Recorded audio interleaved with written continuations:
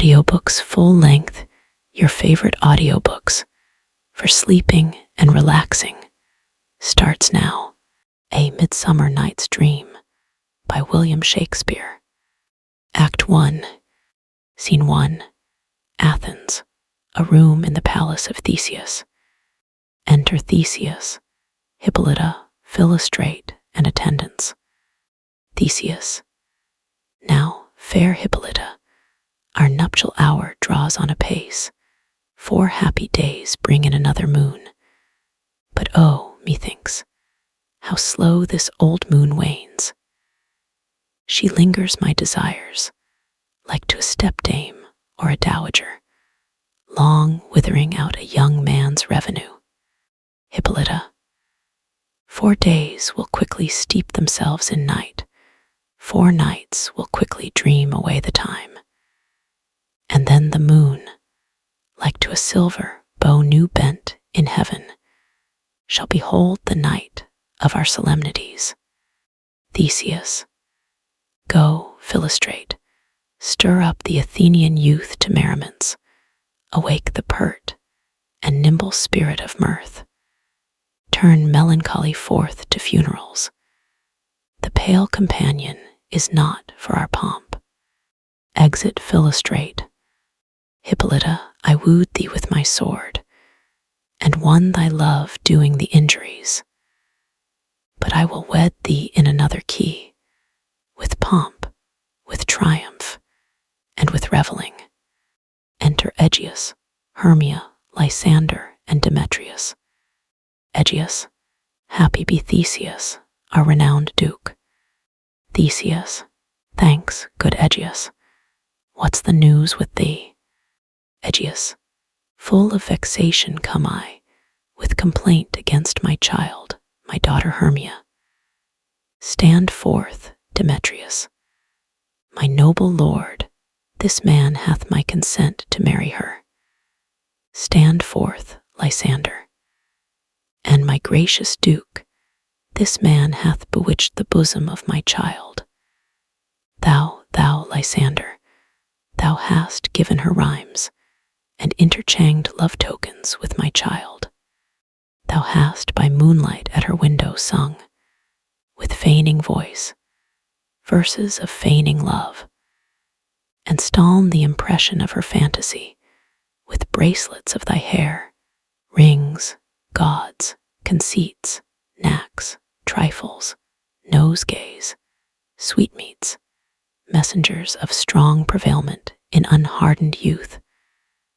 With cunning hast thou filched my daughter's heart, turned her obedience, which is due to me, to stubborn harshness.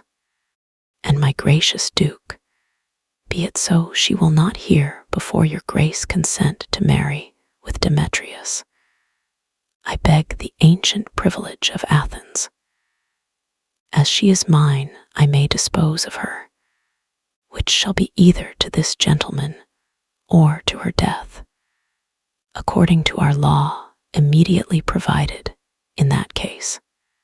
Theseus. What say you, Hermia? Be advised, fair maid.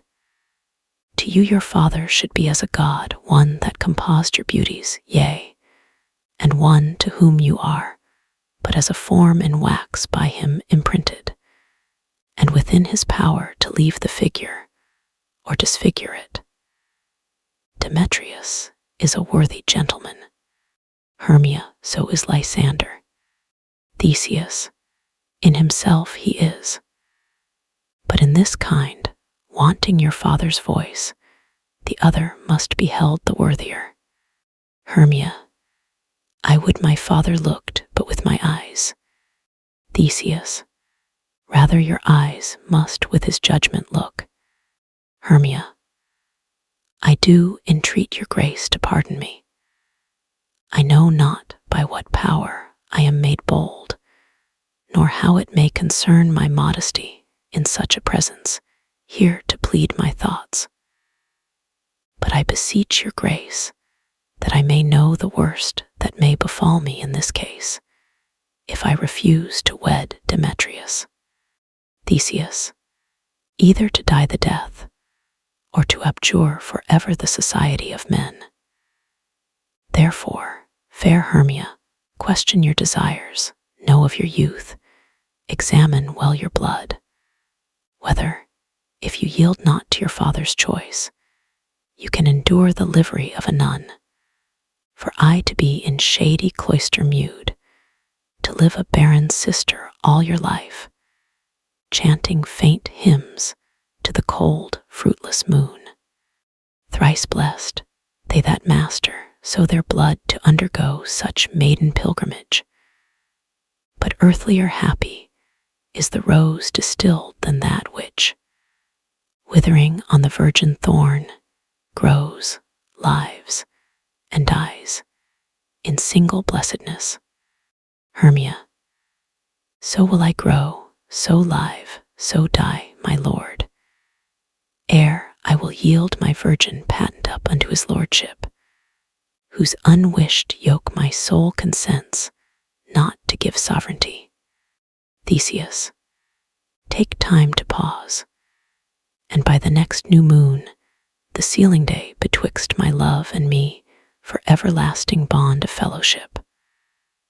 Upon that day, either prepare to die for disobedience to your father's will, or else to wed Demetrius, as he would, or on Diana's altar to protest for austerity and single life. Demetrius, relent, sweet Hermia, and Lysander, yield thy crazed title to my certain right. Lysander, you have her father's love, Demetrius. Let me have Hermia's. Do you marry him? Egeus, scornful Lysander, true, he hath my love. And what is mine my love shall render him. And she is mine, and all my right of her I do estate unto Demetrius. Lysander, I am, my lord, as well derived as he, as well possessed. My love is more than his, my fortunes every way as fairly ranked, if not with vantage, as Demetrius. And which is more than all these boasts can be, I am beloved of beauteous Hermia. Why should not I then prosecute my right? Demetrius, I'll avouch it to his head, made love to Nedar's daughter Helena, and won her soul. And she, sweet lady, dotes, devoutly dotes in idolatry, upon this spotted and inconstant man. Theseus, I must confess that I have heard so much, and with Demetrius thought to have spoke thereof, but being overfull of self-affairs, my mind did lose it. But Demetrius, come, Egeus, you shall go with me. I have some private schooling for you both. For you, fair Hermia, look you arm yourself to fit your fancies to your father's will, or else the law of Athens yields you up, which by no means we may extenuate to death, or to a vow of single life. Come, my Hippolyta, what cheer, my love? Demetrius and Egeus, go along.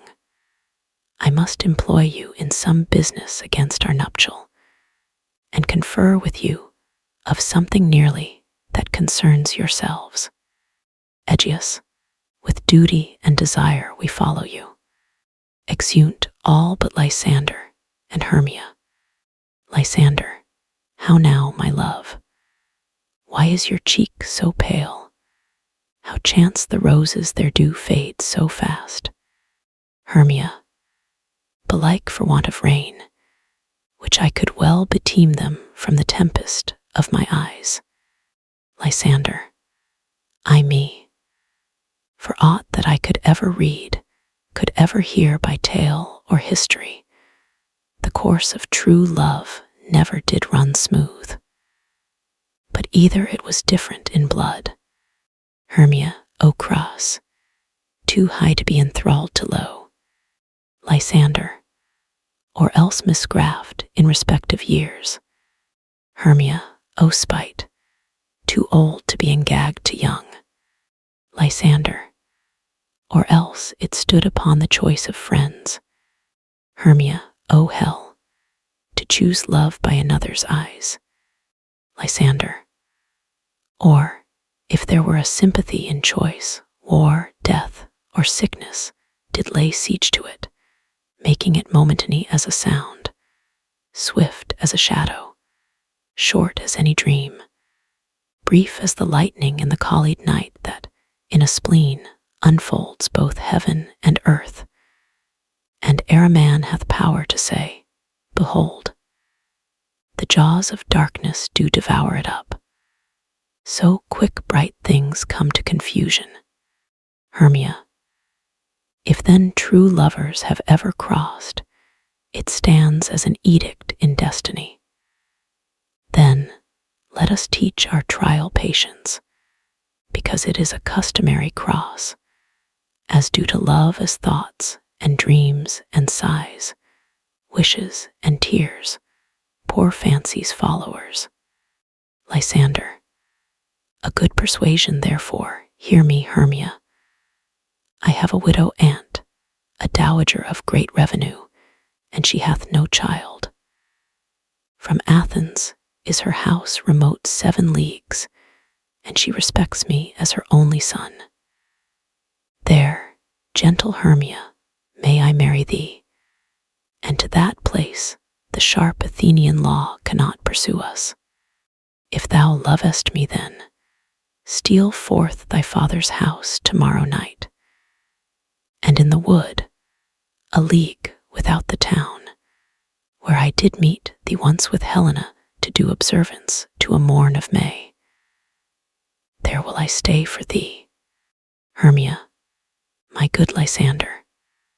I swear to thee by Cupid's strongest bow, by his best arrow with the golden head, by the simplicity of Venus' doves, by that which knitteth souls and prospers loves, and by that fire which burned the Carthage queen when the false Trojan under sail was seen, by all the vows that ever men have broke, in number more than ever women spoke. In that same place thou hast appointed me. Tomorrow truly will I meet with thee. Lysander, keep promise, love. Look, here comes Helena. Enter Helena. Hermia, God speed fair Helena, whither away? Helena, call you me fair? That fair again unsay. Demetrius loves your fair. O happy fair! Your eyes are lodestars, and your tongue's sweet air more tunable than lark to shepherd's ear, when wheat is green, when hawthorn buds appear. Sickness is catching. Oh, were favor so, yours would I catch, fair Hermia, ere I go. My ear should catch your voice, my eye your eye, my tongue should catch your tongue's sweet melody. Were the world mine, Demetrius being baited, the rest I'd give to be to you translated. Oh, teach me how you look, and with what art you sway the motion of Demetrius. Heart. Hermia, I frown upon him, yet he loves me still. Helena, oh that your frowns would teach my smiles such skill. Hermia, I give him curses, yet he gives me love. Helena, oh that my prayers could such affection move. Hermia, the more I hate, the more he follows me. Helena, the more I love, the more he hateth me. Hermia, his folly, Helena, is no fault of mine. Helena, none but your beauty. Would that fault were mine. Hermia, take comfort. He no more shall see my face. Lysander and myself will fly this place. Before the time I did Lysander see, seemed Athens as a paradise to me. Oh, then, what graces in my love do dwell, that he hath turned a heaven into hell. Lysander, Helen, to you our minds we will unfold. Tomorrow night, when Phoebe doth behold her silver visage in the watery glass, decking with liquid pearl the bladed grass. A time that lovers' flights doth still conceal. Through Athens' gates have we devised to steal, Hermia, and in the wood where often you and I upon faint primrose beds were wont to lie, emptying our bosoms of their counsel sweet, there my Lysander and myself shall meet, and thence from Athens turn away our eyes, to seek new friends and stranger companies. Farewell, sweet playfellow. Pray thou for us, and good luck grant thee thy Demetrius. Keep word, Lysander. We must starve our sight from lovers' food till morrow deep midnight. Lysander, I will my Hermia. Exit Hermia. Helena, adieu. As you on him, Demetrius dote on you. Exit Lysander. Helena, how happy some o'er other some can be. Through Athens I am thought as fair as she.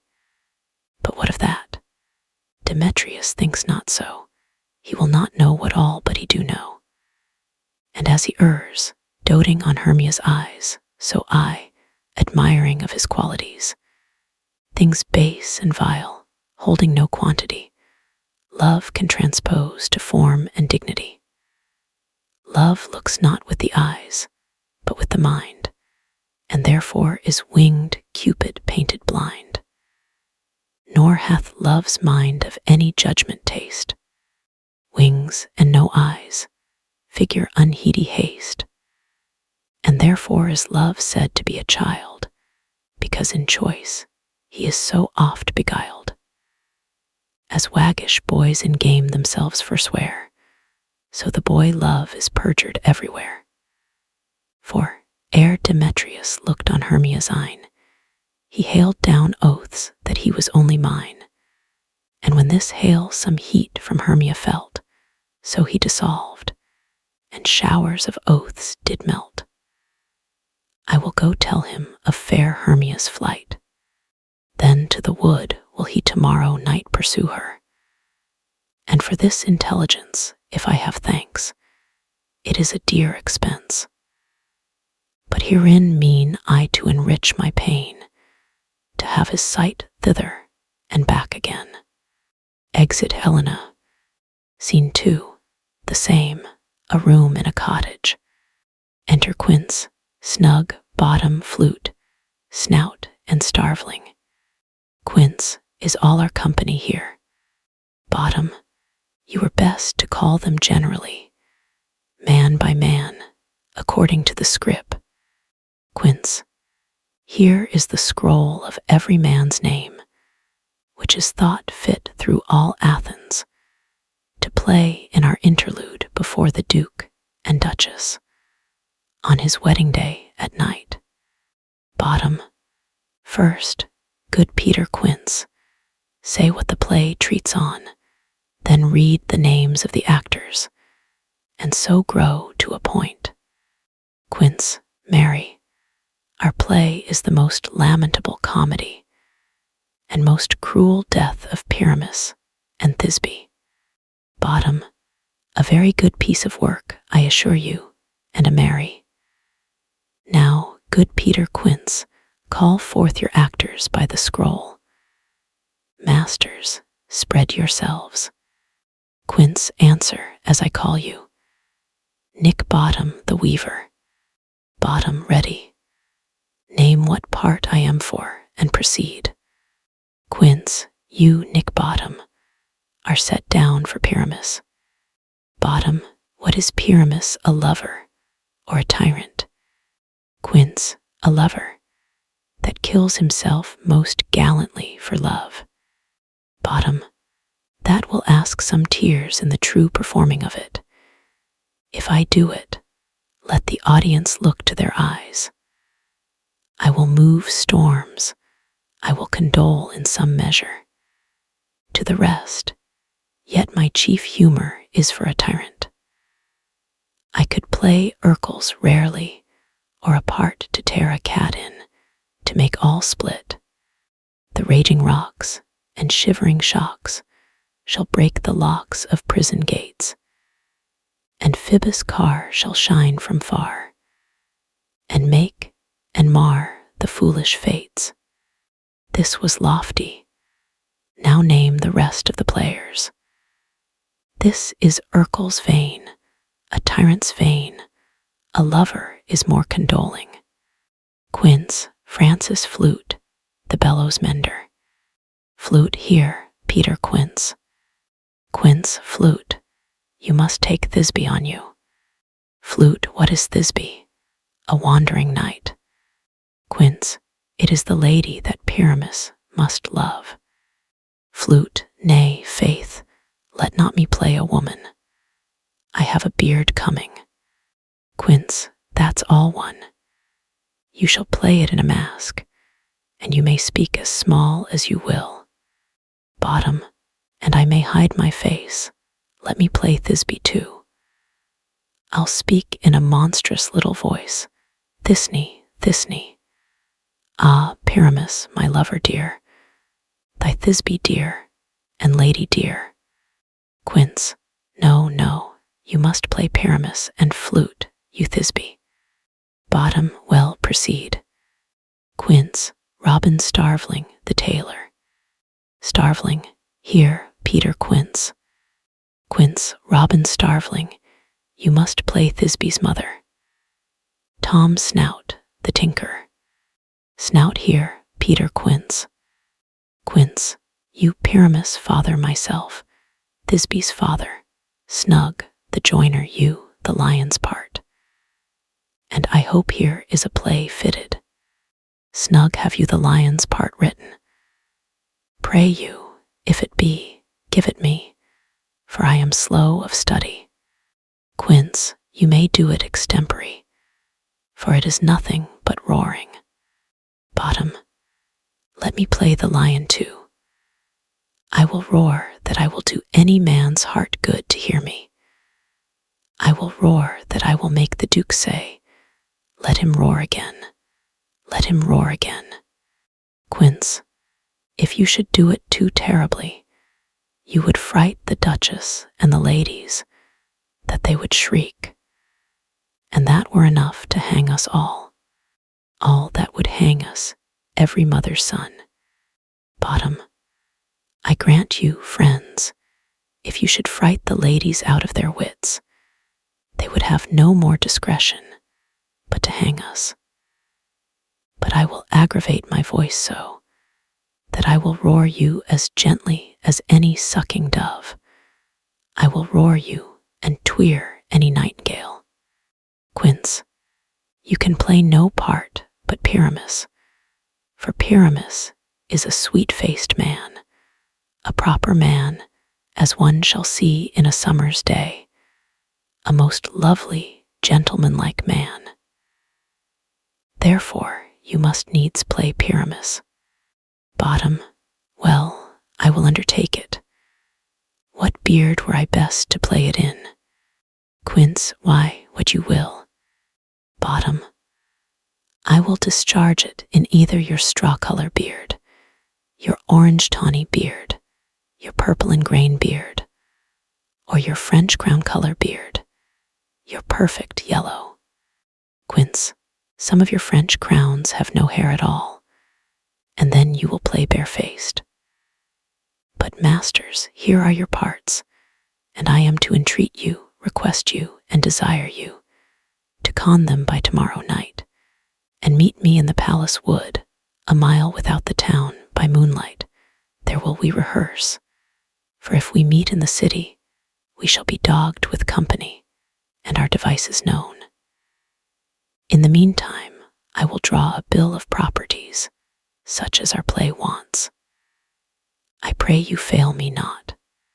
Bottom, we will meet, and there we may rehearse most obscenely and courageously.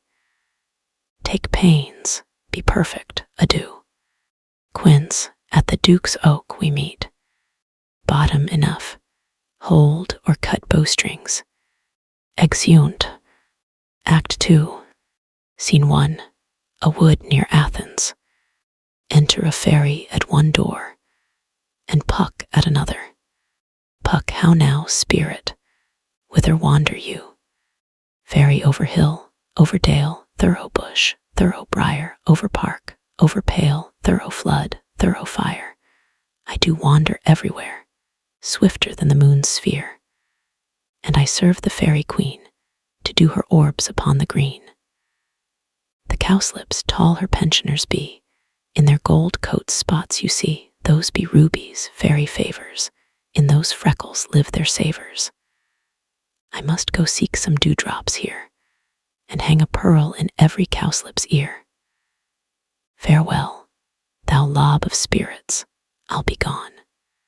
Our queen and all her elves come here anon. Puck, the king doth keep his revels here tonight. Take heed the queen come not within his sight, for Oberon is passing fell and wrath, because that she, as her attendant, hath a lovely boy, stol'n from an Indian king. She never had so sweet a changeling. And jealous Oberon would have the child knight of his train to trace the forests wild. But she perforce withholds the loved boy, crowns him with flowers, and makes him all her joy. And now they never meet in grove or green, by fountain clear, or spangled starlight sheen, but they do square, that all their elves for fear creep into acorn cups, and hide them there. Fairy, either I mistake your shape, and making quite, or else you are that shrewd and knavish sprite called Robin Goodfellow. Are not you he that frights the maidens of the villagery, skim milk, and sometimes labor in the quern, and bootless make the breathless housewife churn, and sometime make the drink to bear no barm, mislead night wanderers, laughing at their harm? Those that hobgoblin call you, and sweet Puck, you do their work, and they shall have good luck. Are not you he? Puck, thou speak'st aright, I am that merry wanderer of the night. I jest to Oberon, and make him smile, when I a fat and bean-fed horse beguile, neighing in likeness of a filly foal, and sometime lurk I in a gossip's bowl, in very likeness of a roasted crab. And when she drinks, against her lips I bob, and on her withered dewlap pour the ale. The wisest ant, telling the saddest tale, sometime for 3-foot stool mistaketh me, then slip I from her bum, down topples she, and Taylor cries, and falls into a cough. And then the whole choir hold their hips, and laugh, and waxen in their mirth, and knees, and swear a merrier hour was never wasted there. But room, fairy, here comes Oberon. Fairy, and hear my mistress, would that he were gone. Enter Oberon at one door, with his train, and Titania at another, with hers. Oberon, ill met by moonlight, proud Titania. Titania, what, jealous Oberon? Fairies, skip hence, I have forsworn his bed and company. Oberon, tarry, rash wanton, am not I thy lord? Titania, then I must be thy lady, but I know when thou hast stol'n away from fairyland, and in the shape of Corin sat all day playing on pipes of corn, and versing love to amorous Phillida. Why art thou here, come from the farthest steep of India? But that, forsooth, the bouncing Amazon, your buskined mistress and your warrior love, to Theseus must be wedded, and you come to give their bed joy and prosperity. Oberon, how canst thou thus, for shame, Titania, glance at my credit with Hippolyta, knowing I know thy love to Theseus? Didst not thou lead him through the glimmering night from Perigenia, whom he ravished, and make him with fair eagles break his faith, with Ariadne and Antiopa. Titania. These are the forgeries of jealousy, and never since the middle summer's spring met we on hill, in dale, forest, or mead, by paved fountain, or by rushy brook, or on the beached margent of the sea, to dance our ringlets to the whistling wind. But with thy brawls thou hast disturbed our sport.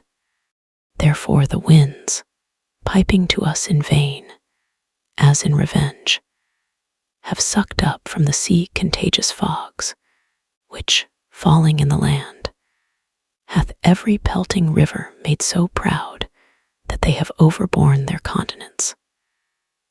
The ox hath therefore stretched his yoke in vain, the ploughman lost his sweat, and the green corn hath rotted ere his youth attained a beard. The fold stands empty in the drowned field, and crows are fatted with the murrian flock. The 9 men's morris is filled up with mud, and the quaint mazes in the wanton green, for lack of tread, are undistinguishable. The human mortals want their winter here. No night is now with hymn or carol blessed. Therefore the moon, the governess of floods, pale in her anger, washes all the air, that rheumatic diseases do abound. And thorough this distemperature, we see the seasons alter. Hoary-headed frosts fall in the fresh lap of the crimson rose, and on old Heme's thin and icy crown an odorous chaplet of sweet summer buds is as in mockery set. The spring, the summer, the childing autumn, angry winter, change their wonted liveries, and the mazed world by their increase now knows not which is which. And this same progeny of evils comes from our debate, from our dissension. We are their parents and original. Oberon, do you amend it then? It lies in you. Why should Titania cross her Oberon? I do but beg a little changeling boy to be my henchman. Titania, set your heart at rest. The fairyland buys not the child of me. His mother was a votress of my order, and in the spiced Indian air by night, full often hath she gossiped by my side, and sat with me on Neptune's yellow sands, marking embarked traders on the flood, when we have laughed to see the sails conceive, and grow big-bellied with the wanton wind, which she, with pretty, and with swimming gait following, her womb then rich with my young squire, would imitate, and sail upon the land to fetch me trifles, and return again, as from a voyage, rich with merchandise. But she, being mortal, of that boy did die, and for her sake do I rear up her boy, and for her sake I will not part with him. Oberon, how long within this would intend you stay? Titania, perchance till after Theseus' wedding day. If you will patiently dance in our round, and see our moonlight revels, go with us. If not, shun me, and I will spare your haunts. Oberon, give me that boy, and I will go with thee. Titania, not for thy fairy kingdom. Fairies, away. We shall chide downright if I longer stay. Exit Titania with her train. Oberon, well, go thy way. Thou shalt not from this grove till I torment thee for this injury. My gentle Puck, come hither. Thou rememberest, since once I sat upon a promontory, and heard a mermaid on a dolphin's back uttering such dulcet and harmonious breath, that the rude sea grew civil at her song, and certain stars shot madly from their spheres to hear the sea maid's music. Puck, I remember.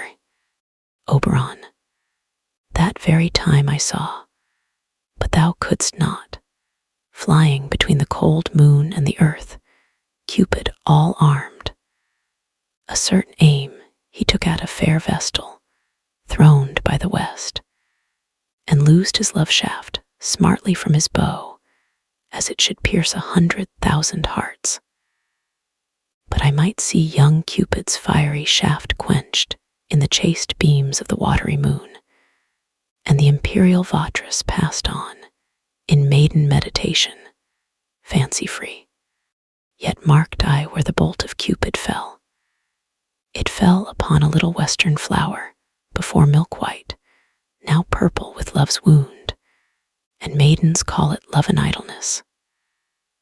Fetch me that flower, the herb I showed thee once. The juice of it on sleeping eyelids laid will make or man or woman madly dote upon the next live creature that it sees. Fetch me this herb, and be thou here again ere the Leviathan can swim a league. Puck, I'll put a girdle round about the earth in 40 minutes. Exit Puck. Oberon, having once this juice, I'll watch Titania when she is asleep, and drop the liquor of it in her eyes. The next thing then she waking looks upon, be it on lion, bear, or wolf, or bull, on meddling monkey, or on busy ape, she shall pursue it with the soul of love. And ere I take this charm from off her sight, as I can take it with another herb, I'll make her render up her page to me. But who comes here? I am invisible, and I will overhear their conference. Enter Demetrius, Helena following him. Demetrius, I love thee not, therefore pursue me not. Where is Lysander and fair Hermia? The one I'll slay, the other slayeth me. Thou toldst me they were stol'n into this wood, and here am I, and woed within this wood because I cannot meet with Hermia. Hence, get thee gone, and follow me no more. Helena, you draw me, you hard-hearted adamant, but yet you draw not iron, for my heart is true as steel. Leave you your power to draw, and I shall have no power to follow you. Demetrius, do I entice you? Do I speak you fair? Or rather do I not in plainest truth tell you I do not, nor I cannot love you? Helena, and even for that do I love you the more. I am your spaniel, and Demetrius, the more you beat me, I will fawn on you. Use me but as your spaniel, spurn me, strike me, neglect me, lose me, only give me leave, unworthy as I am, to follow you. What worser place can I beg in your love, and yet a place of high respect with me, than to be used as you use your dog? Demetrius, tempt not too much the hatred of my spirit, for I am sick when I do look on thee. Helena, and I am sick when I look not on you. Demetrius, you do impeach your modesty too much to leave the city, and commit yourself into the hands of one that loves you not, to trust the opportunity of night, and the ill counsel of a desert place, with the rich worth of your virginity. Helena, your virtue is my privilege, for that it is not night when I do see your face. Therefore I think I am not in the night, nor doth this wood lack worlds of company, for you, in my respect, are all the world.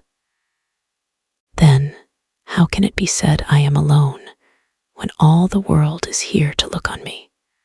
Demetrius, I'll run from thee and hide me in the brakes, and leave thee to the mercy of wild beasts. Helena, the wildest hath not such a heart as you. Run when you will, the story shall be changed, Apollo flies, and Daphne holds the chase, the dove pursues the griffin, the mild hind makes speed to catch the tiger. Bootless speed, when cowardice pursues and valor flies. Demetrius, I will not stay thy questions. Let me go, or if thou follow me, do not believe, but I shall do thee mischief in the wood. Helena, I in the temple, in the town, the field, you do me mischief. Fie, Demetrius, your wrongs do set a scandal on my sex. We cannot fight for love as men may do. We should be wooed, and we're not made to woo. Exit, Demetrius. I'll follow thee, and make a heaven of hell, to die upon the hand I love so well. Exit, Helena. Oberon, fare thee well, nymph. Ere he do leave this grove, thou shalt fly him, and he shall seek thy love. Enter Puck. Hast thou the flower there? Welcome, wanderer. Puck, aye, there it is. Oberon, I pray thee give it me. I know a bank where the wild thyme blows, where oxlips and the nodding violet grows, quite over-canopied with luscious woodbine, with sweet musk roses, and with eglantine. There sleeps Titania some time of the night, lulled in these flowers with dances and delight. And there the snake throws her enameled skin, weed wide enough to wrap a fairy in. And with the juice of this, I'll streak her eyes, and make her full of hateful fantasies.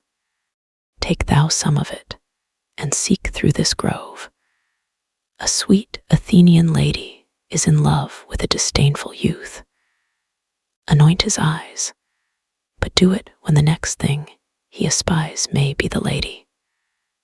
Thou shalt know the man by the Athenian garments he hath on, affected with some care, that he may prove more fond on her than she upon her love.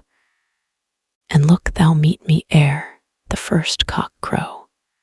Puck, fear not, my lord, your servant shall do so. Exeunt. Scene 2. Another part of the wood. Enter Titania with her train. Titania. Come, now a roundel and a fairy song, then for the third part of a minute, hence, some to kill cankers in the musk-rose buds, some war with Reremus for their leathern wings, to make my small elves' coats, and some keep back the clamorous owl, that nightly hoots and wonders at our quaint spirits. Sing me now asleep then to your offices, and let me rest. Fairies sing. First Fairy. You spotted snakes with double tongue, thorny hedgehogs, be not seen. Newts and blindworms do no wrong. Come not near our fairy queen. Chorus. Philomel with melody, sing in our sweet lullaby. Lulla, lulla, lullaby, lulla, lulla, lullaby. Never harm, nor spell, nor charm, come our lovely lady nigh, so good night, with lullaby. First Fairy. Weaving spiders, come not here hence, you long-legged spinners hence. Beetles black, approach not near, worm nor snail do no offense. Chorus. Philomel with melody, and see. Second Fairy. Hence away, now all is well. One aloof stands sentinel. Exeunt fairies. Titania sleeps. Enter Oberon. Oberon, what thou seest when thou dost wake, squeezes the flower on Titania's eyelids. Do it for thy true love take, love and languish for his sake. Be it ounce, or cat, or bear, pard, or boar with bristled hair, in thy eye that shall appear when thou waxed, it is thy dear. Wake when some vile thing is near. Exit. Enter Lysander and Hermia. Lysander. Fair love, you faint with wandering in the wood, and to speak troth, I have forgot our way. Will rest us, Hermia, if you think it good, and tarry for the comfort of the day. Hermia, be it so, Lysander, find you out a bed, for I upon this bank will rest my head. Lysander, one turf shall serve as pillow for us both, one heart, one bed, two bosoms, and one troth. Hermia, nay, good Lysander, for my sake, my dear, lie further off yet, do not lie so near. Lysander, oh, take the sense, sweet, of my innocence. Love takes the meaning in love's conference. I mean that my heart unto yours is knit, so that but one heart we can make of it. Two bosoms interchained with an oath, so then two bosoms and a single troth. Then by your side no bedroom me deny, for lying so, Hermia, I do not lie. Hermia, Lysander riddles very prettily. Now much beshrew my manners and my pride, if Hermia meant to say Lysander lied. But, gentle friend, for love and courtesy lie further off, in human modesty. Such separation as may well be said becomes a virtuous bachelor, and a maid, so far be distant. And good night, sweet friend. Thy love ne'er alter till thy sweet life end. Lysander, amen, amen, to that fair prayer say I, and then end life when I end loyalty. Here is my bed. Sleep give thee all his rest. Hermia, with half that wish the wisher's eyes be pressed. They sleep. Enter Puck. Puck, through the forest have I gone, but Athenian found I none, on whose eyes I might approve this flower's force in stirring love. Night and silence. Who is here? Weeds of Athens he doth wear. This is he, my master said, despised the Athenian maid, and hear the maiden sleeping sound on the dank and dirty ground. Pretty soul, she durst not lie near this lack love, this kill courtesy. Churl, upon thy eyes I throw all the power this charm doth owe. When thou wax'st let love forbid sleep his seat on thy eyelid. So awake when I am gone, for I must now to Oberon. Exit. Enter Demetrius and Helena, running. Helena, stay, though thou kill me, sweet Demetrius. Demetrius, I charge thee hence, and do not haunt me thus.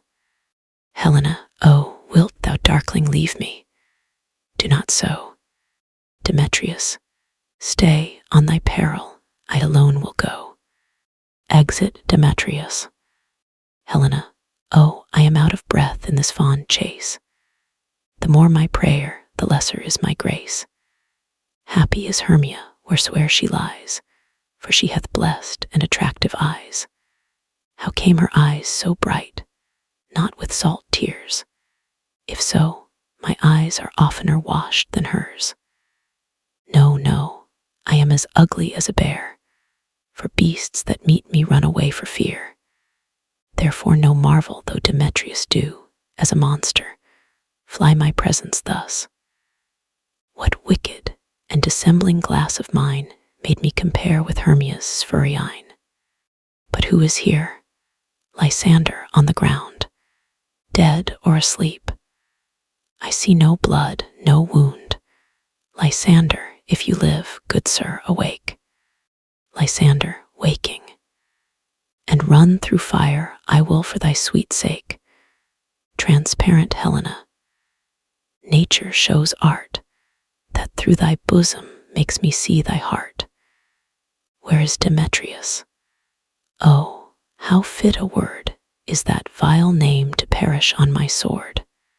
Helena, do not say so, Lysander, say not so. What though he love your Hermia? Lord, what though? Yet Hermia still loves you. Then be content. Lysander, content with Hermia. No, I do repent the tedious minutes I with her have spent. Not Hermia, but Helena I love, who will not change a raven for a dove. The will of man is by his reason swayed, and reason says you are the worthier maid. Things growing are not ripe until their season, so I, being young, till now ripe not to reason, and touching now the point of human skill, reason becomes the marshal to my will, and leads me to your eyes, where I o'erlook love's stories, written in love's richest book. Helena, wherefore was I to this keen mockery born? When at your hands did I deserve this scorn? Is't not enough, young man, that I did never know, nor never can deserve a sweet look from Demetrius' eye, but you must flout my insufficiency. Good troth, you do me wrong, good sooth, you do, in such disdainful manner me to woo. But fare you well, perforce, I must confess, I thought you lord of more true gentleness. Oh, that a lady of one man refuzzed should of another therefore be abuzzed. Exit. Lysander, she sees not Hermia. Hermia, sleep thou there, and never mayst thou come Lysander near.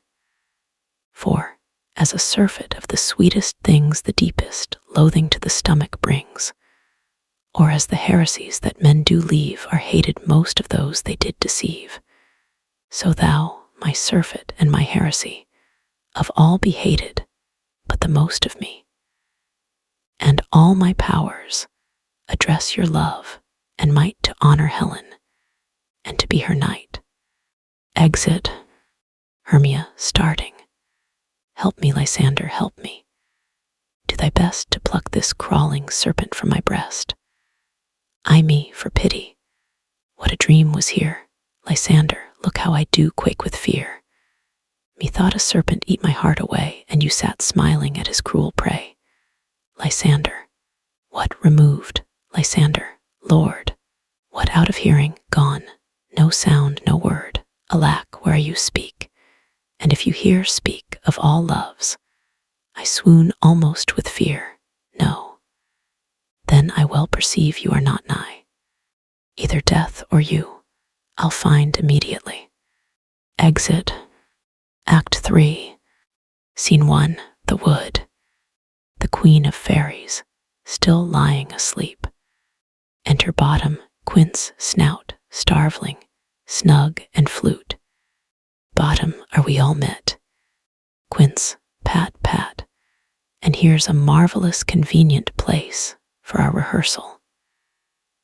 This green plot shall be our stage, this hawthorn break our tiring house, and we will do it in action, as we will do it before the Duke.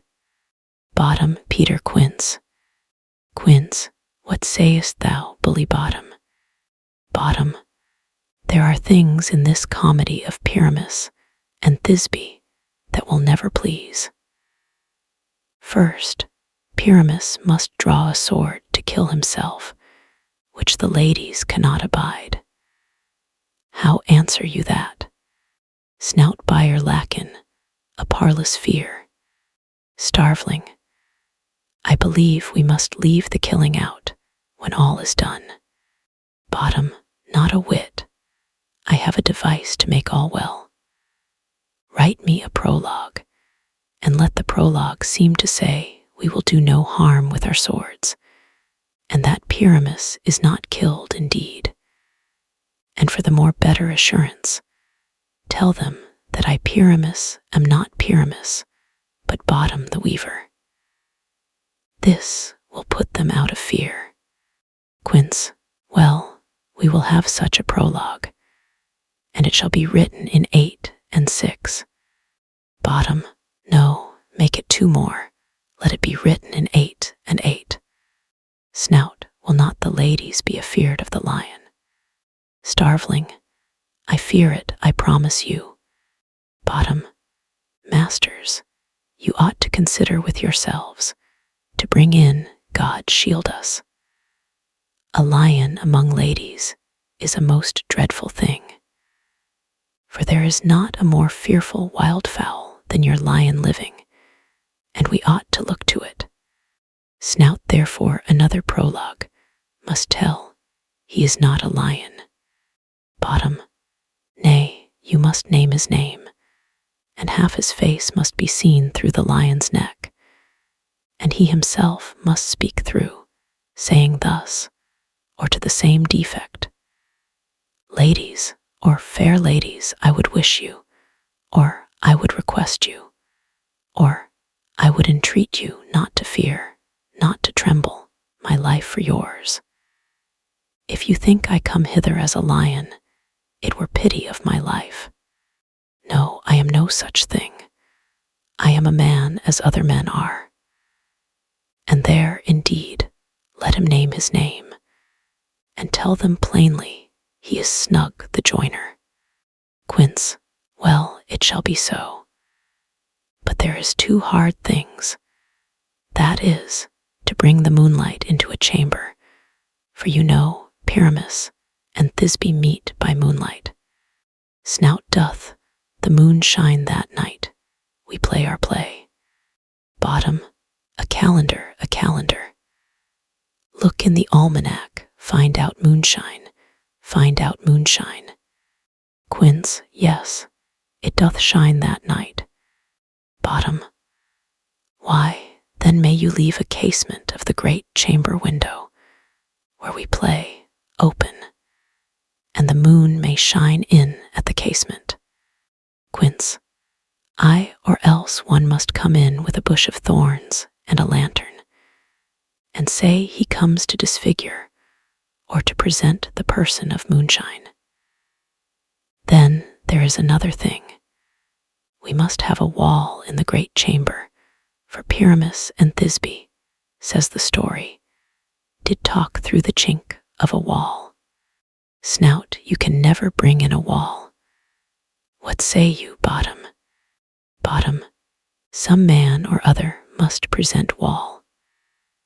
And let him have some plaster, or some loam, or some rough cast about him, to signify wall. And let him hold his fingers thus, and through that cranny shall Pyramus and Thisbe whisper. Quince, if that may be, then all is well. Come, sit down, every mother's son, and rehearse your parts. Pyramus, you begin. When you have spoken your speech, enter into that break, and so everyone according to his cue. Enter Puck behind. Puck, what hempen homespuns have we swaggering here, so near the cradle of the fairy queen? What, a play toward? I'll be an auditor, an actor too perhaps, if I see cause. Quince, speak, Pyramus. Thisbe, stand forth. Pyramus, Thisbe, the flowers of odious savours sweet. Quince, odors, odors. Pyramus, odors, savours sweet. So hath thy breath, my dearest Thisbe dear. But hark, a voice. Stay thou but here a while, and by I will to thee appear. Exit. Puck, a stranger Pyramus than e'er played here. Exit. Thisbe, must I speak now? Quince, I marry, must you? For you must understand he goes, but to see a noise that he heard, and is to come again. Thisbe, most radiant Pyramus, most lily-white of hue, of colour like the red rose on triumphant briar, most brisky juvenile, and eke most lovely Jew, as true as truest horse, that yet would never tire. I'll meet thee, Pyramus, at Ninny's tomb. Quince, Ninna's tomb, man. Why, you must not speak that yet, that you answer to Pyramus. You speak all your part at once, cues and all. Pyramus, enter. Your cue is past, it is never tire. Thisbe, oh, as truest horse, that yet would never tire. Enter Puck and Bottom, with an ass's head. Pyramus, if I were fair, Thisbe, I were only thine. Quince, O monstrous, O strange, we are haunted. Pray, masters, fly, masters, help. Exeunt clowns. Puck, I'll follow you. I'll lead you about a round, through bog, through bush, through brake, through briar. Sometime a horse I'll be, sometime a hound, a hog, a headless bear, sometime a fire. And neigh and bark and grunt, and roar and burn like horse, hound, hog, bear, fire, at every turn. Exit. Bottom, why do they run away? This is a knavery of them to make me afeard. Enter Snout. Snout, O Bottom, thou art changed. What do I see on thee? Bottom, what do you see? You see an ass head of your own, do you? Exit Snout. Enter Quince. Quince, bless thee, Bottom, bless thee, thou art translated. Exit. Bottom, I see their knavery. This is to make an ass of me, to fright me, if they could. But I will not stir from this place, do what they can. I will walk up and down here, and I will sing, that they shall hear I am not afraid. Sings the ousel cock, so black of hue, with orange tawny bill, the throstle with his note so true, the wren with little quill. Titania, waking, what angel wakes me from my flowery bed? Bottom, sings the finch, the sparrow, and the lark, the plain song cuckoo gray, whose note full many a man doth mark, and dares not answer nay. For indeed, who would set his wit to so foolish a bird? Who would give a bird the lie, though he cry, cuckoo, never so? Titania, I pray thee, gentle mortal, sing again. Mine ear is much enamored of thy note, so is mine eye enthralled to thy shape, and thy fair virtues force perforce doth move me, on the first view, to say, to swear, I love thee. Bottom, methinks, mistress, you should have little reason for that. And yet, to say the truth, reason and love keep little company together nowadays. The more the pity that some honest neighbors will not make them friends. Nay, I can gleek upon occasion. Titania, thou art as wise as thou art beautiful. Bottom, not so, neither. But if I had wit enough to get out of this wood, I have enough to serve mine own turn. Titania, out of this wood do not desire to go. Thou shalt remain here whether thou wilt or no. I am a spirit of no common rate. The summer still doth tend upon my state, and I do love thee, therefore go with me. I'll give thee fairies to attend on thee, and they shall fetch thee jewels from the deep, and sing, while thou on pressed flowers dost sleep. And I will purge thy mortal grossness, so that thou shalt like an airy spirit go. Peace blossom, cobweb, moth, and mustard seed. Enter 4 fairies. Peace blossom, ready, cobweb and I, moth and I, mustard seed and I. All, where shall we go? Titania, be kind and courteous to this gentleman, hop in his walks and gambol in his eyes, feed him with apricots and dewberries, with purple grapes, green figs, and mulberries. The honey bags steal from the humblebees, and for night tapers, crop their waxen thighs, and light them at the fiery glowworm's eyes, to have my love to bed and to arise, and pluck the wings from painted butterflies, to fan the moonbeams from his sleeping eyes. Nod to him, elves, and do him courtesies. Peace blossom, hail mortal, cobweb hail, moth hail, mustard seed hail. Bottom, I cry your worship's mercy heartily. I beseech your worship's name. Cobweb, cobweb. Bottom, I shall desire you of more acquaintance, good master cobweb. If I cut my finger, I shall make bold with you. Your name, honest gentleman. Peace blossom, peace blossom. Bottom, I pray you, commend me to Mistress Squash, your mother, and to Master Peace God, your father. Good Master Peace Blossom, I shall desire you of more acquaintance too. Your name, I beseech you, sir. Mustard seed, mustard seed. Bottom, good Master Mustard seed, I know your patience well. That same cowardly giant-like ox beef hath devoured many a gentleman of your house. I promise you, your kindred hath made my eyes water ere now. I desire you of more acquaintance, good Master Mustard seed.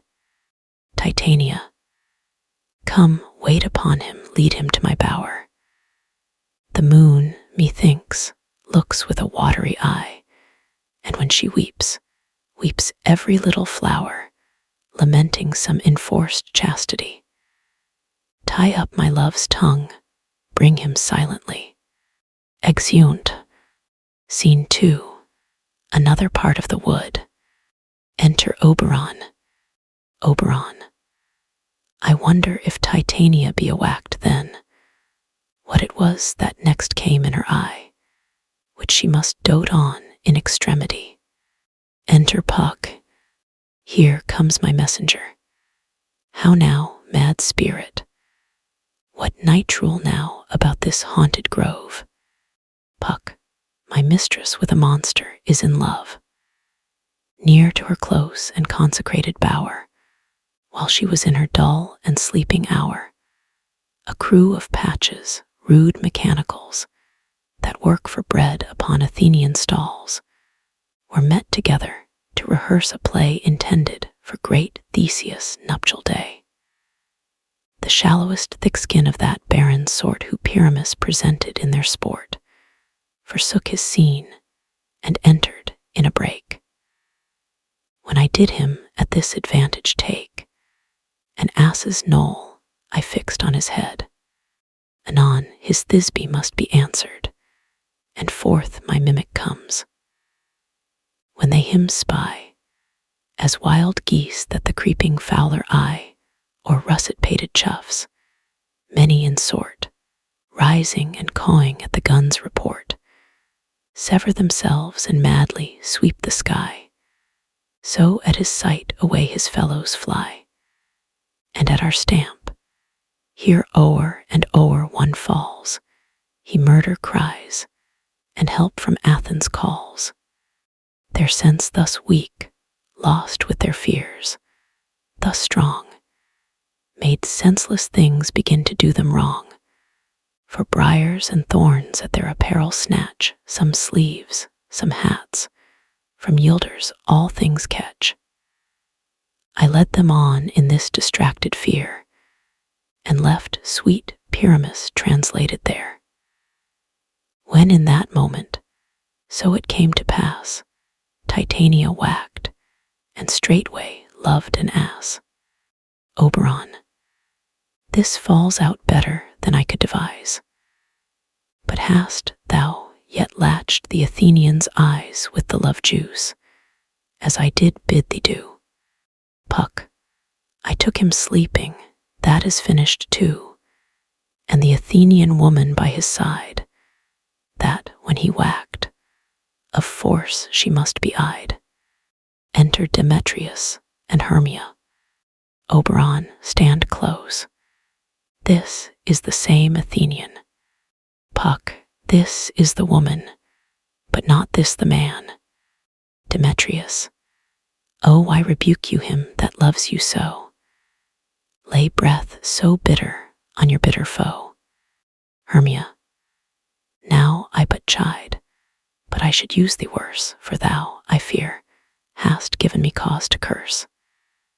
If thou hast slain Lysander in his sleep, being o'er shoes in blood, plunge in the deep, and kill me too. The sun was not so true unto the day as he to me. Would he have stolen away from sleeping Hermia? I'll believe as soon this whole earth may be bored, and that the moon may through the center creep, and so displease her brother's noontide with Antipodes. It cannot be but thou hast murdered him. So should a murderer look, so dead, so grim. Demetrius, so should the murdered look, and so should I, pierced through the heart with your stern cruelty. Yet you, the murderer, look as bright, as clear, as yonder Venus in her glimmering sphere. Hermia, what's this to my Lysander? Where is he? Ah, good Demetrius, wilt thou give him me? Demetrius, I had rather give his carcass to my hounds. Hermia, out dog, out cur, thou driv'st me past the bounds of maiden's patience. Hast thou slain him then? Henceforth be never numbered among men. O once tell true, even for my sake. Durst thou have looked upon him, being awake, and hast thou killed him sleeping? O brave touch! Could not a worm, an adder, do so much? An adder did it, for with doubler tongue than thine, thou serpent, never adder stung. Demetrius, you spend your passion on a mispriced mood. I am not guilty of Lysander's blood, nor is he dead, for aught that I can tell. Hermia, I pray thee, tell me then that he is well.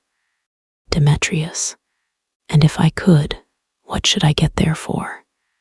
Hermia, a privilege never to see me more, and from thy hated presence part I so. See me no more, whether he be dead or no. Exit. Demetrius, there is no following her in this fierce vein. Here, therefore, for a while I will remain. So sorrow's heaviness doth heavier grow for debt, that bankrupt sleep doth sorrow owe, which now in some slight measure it will pay, if for his tender here I make some stay. Lies down. Oberon, what hast thou done? Thou hast mistaken quite, and laid the love juice on some true love sight. Of thy misprision must perforce ensue some true love turned, and not a false turned true. Puck, then fate o'errules that, one man holding troth, a million fail, confounding oath on oath. Oberon, about the wood go swifter than the wind, and Helena of Athens look thou find. All fancy sick she is, and pale of cheer, with sighs of love, that costs the fresh blood dear. By some illusion see thou bring her here, I'll charm his eyes against she do appear. Puck, I go, look how I go, swifter than arrow from the Tartar's bow. Exit. Oberon, flower of this purple dye, hit with Cupid's archery, sink in apple of his eye. When his love he doth espy, let her shine as gloriously as the Venus of the sky. When thou waxed, if she be by, beg of her for remedy. Enter Puck. Puck, captain of our fairy band, Helena is here at hand, and the youth mistook by me pleading for a lover's fee. Shall we their fond pageant see? Lord, what fools these mortals be! Oberon, stand aside. The noise they make will cause Demetrius to awake. Puck, then will two at once woo one. That must needs be sport alone, and those things do best please me that befall preposterously. Enter Lysander and Helena. Lysander, why should you think that I should woo in scorn? Scorn and derision never come in tears. Look, when I vow, I weep, and vows so born, in their nativity all truth appears. How can these things in me seem scorn to you, bearing the badge of faith to prove them true? Helena, you do advance your cunning more and more.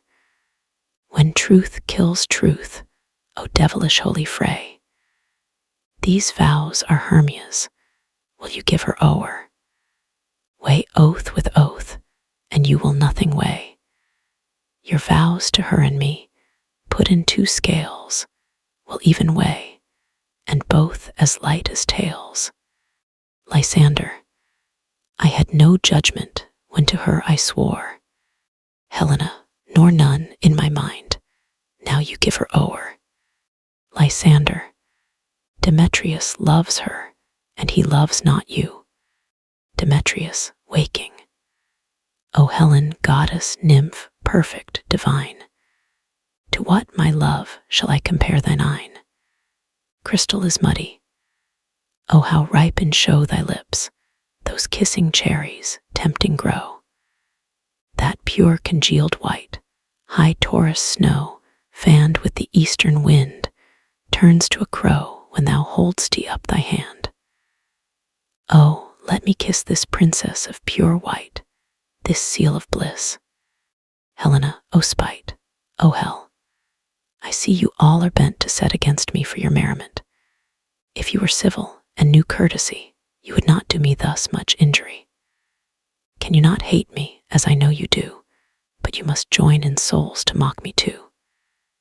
If you were men, as men you are in show, you would not use a gentle lady so to vow and swear and superpraise my parts, when I am sure you hate me with your hearts.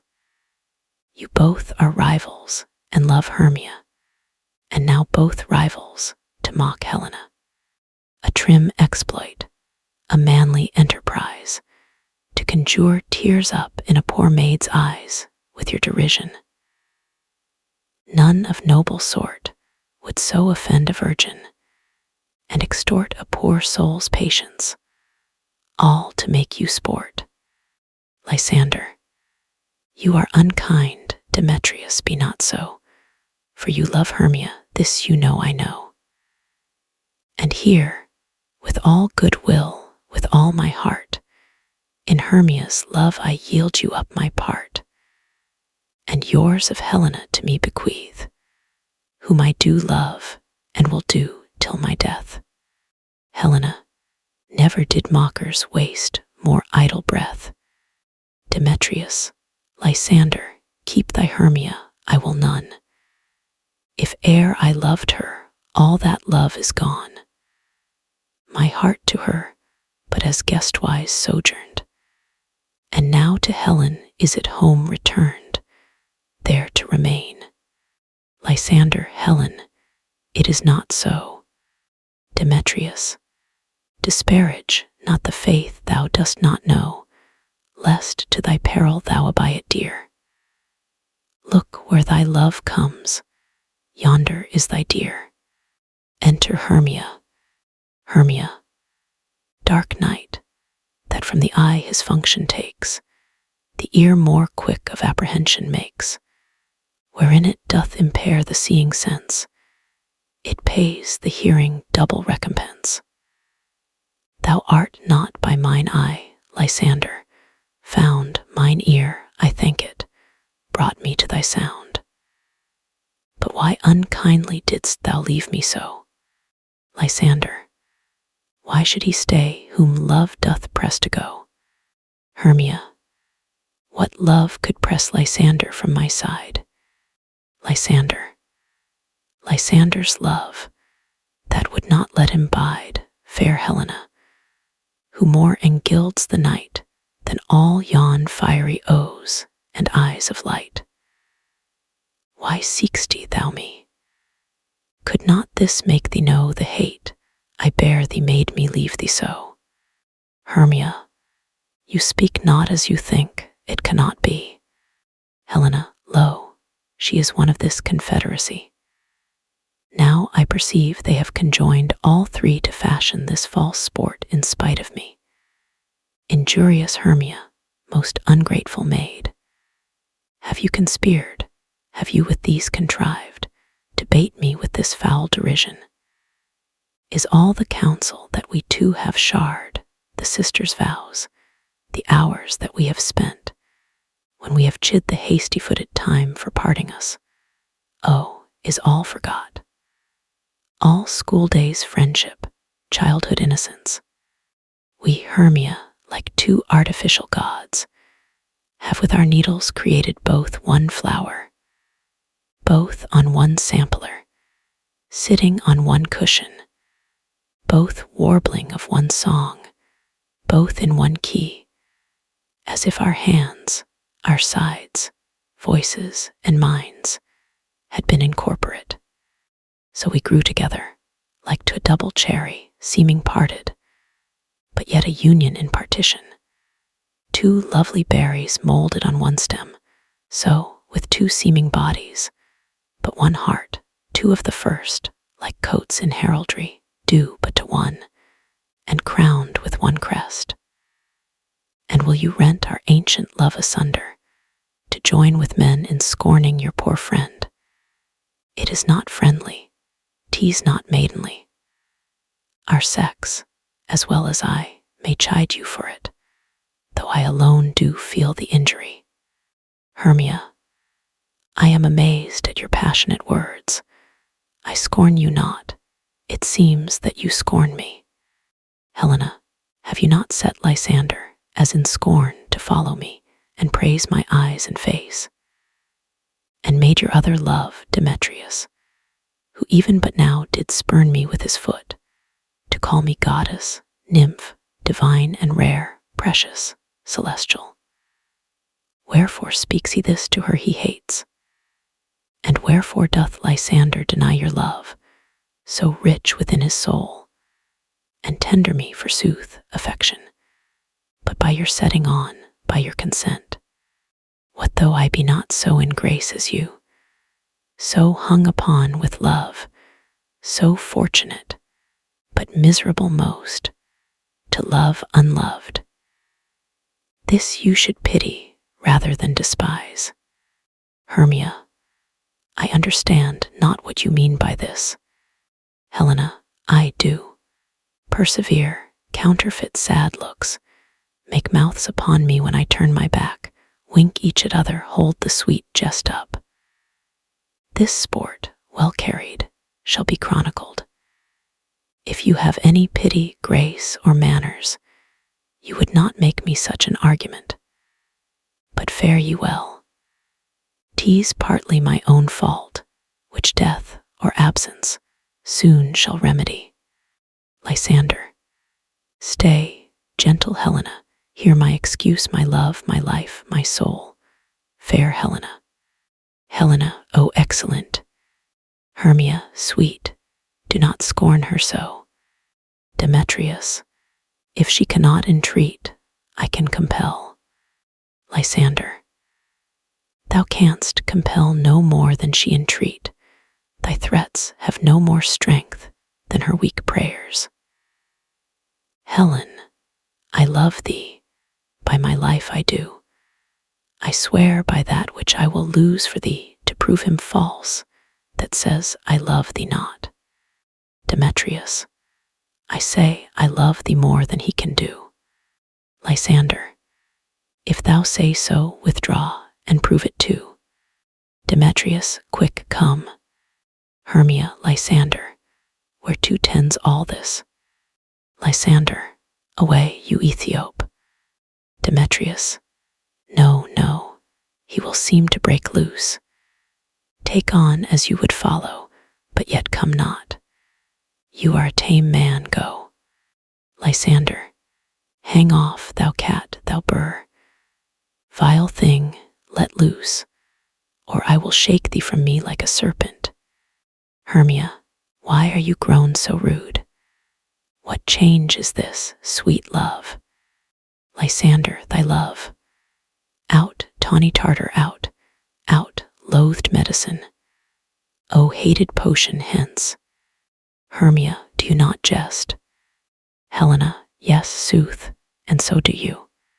Lysander, Demetrius, I will keep my word with thee. Demetrius, I would I had your bond, for I perceive a weak bond holds you. I'll not trust your word. Lysander, what, should I hurt her, strike her, kill her dead? Although I hate her, I'll not harm her so. Hermia, what, can you do me greater harm than hate? Hate me, wherefore? O me, what news, my love? Am not I Hermia? Are not you Lysander? I am as fair now as I was erewhile. Since night you loved me, yet since night you left me. Why then you left me, oh, the gods forbid. In earnest shall I say, Lysander, I, by my life, and never did desire to see thee more. Therefore be out of hope, of question, of doubt. Be certain, nothing truer. Tease no jest that I do hate thee and love Helena. Hermia, O me, you juggler, you canker blossom, you thief of love. What, have you come by night and stolen my love's heart from him? Helena, fine, I faith. Have you no modesty, no maiden shame, no touch of bashfulness? What, will you tear impatient answers from my gentle tongue? Fie, fie, you counterfeit, you puppet, you. Hermia, puppet, why so? Aye, that way goes the game. Now I perceive that she hath made compare between our statures, she hath erged her height, and with her personage, her tall personage, her height, forsooth, she hath prevailed with him. And are you grown so high in his esteem, because I am so dwarfish and so low? How low am I, thou painted maypole? Speak, how low am I? I am not yet so low, but that my nails can reach unto thine eyes. Helena, I pray you, though you mock me, gentlemen, let her not hurt me. I was never cursed. I have no gift at all in shrewishness. I am a right maid for my cowardice. Let her not strike me. You perhaps may think, because she is something lower than myself, that I can match her. Hermia, lower, hark again. Helena, good Hermia, do not be so bitter with me. I evermore did love you, Hermia, did ever keep your counsels, never wronged you, save that, in love unto Demetrius, I told him of your stealth unto this wood. He followed you, for love I followed him, but he hath chid me hence, and threatened me to strike me, spurn me, nay, to kill me too. And now, so you will let me quiet go, to Athens will I bear my folly back, and follow you no further. Let me go. You see how simple and how fond I am. Hermia, why get you gone? Who is't that hinders you? Helena, a foolish heart that I leave here behind. Hermia, what, with Lysander? Helena, with Demetrius. Lysander, be not afraid, she shall not harm thee, Helena. Demetrius, no, sir, she shall not, though you take her part. Helena, oh, when she's angry, she is keen and shrewd. She was a vixen when she went to school, and though she be but little, she is fierce.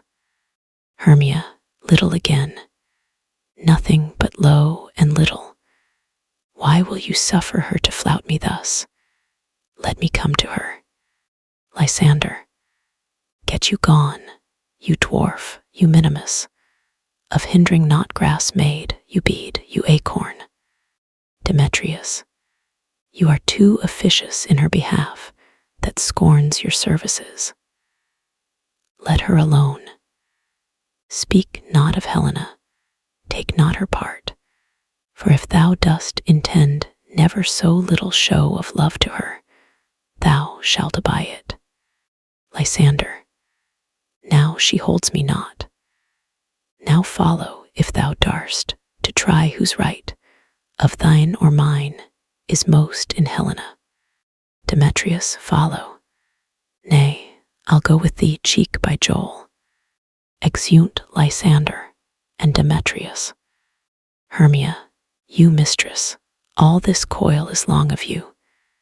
Nay, go not back. Helena, I will not trust you. I nor longer stay in your cursed company. Your hands than mine are quicker for a fray. My legs are longer, though, to run away. Exit. Hermia, I am amazed, and know not what to say. Exit, pursuing Helena. Oberon, this is thy negligence. Still thou mistaxed, or else committ'st thy knaveries wilfully. Puck, believe me, king of shadows, I mistook. Did not you tell me I should know the man by the Athenian garments he had on? And so far blameless proves my enterprise, that I have anointed an Athenian's eyes.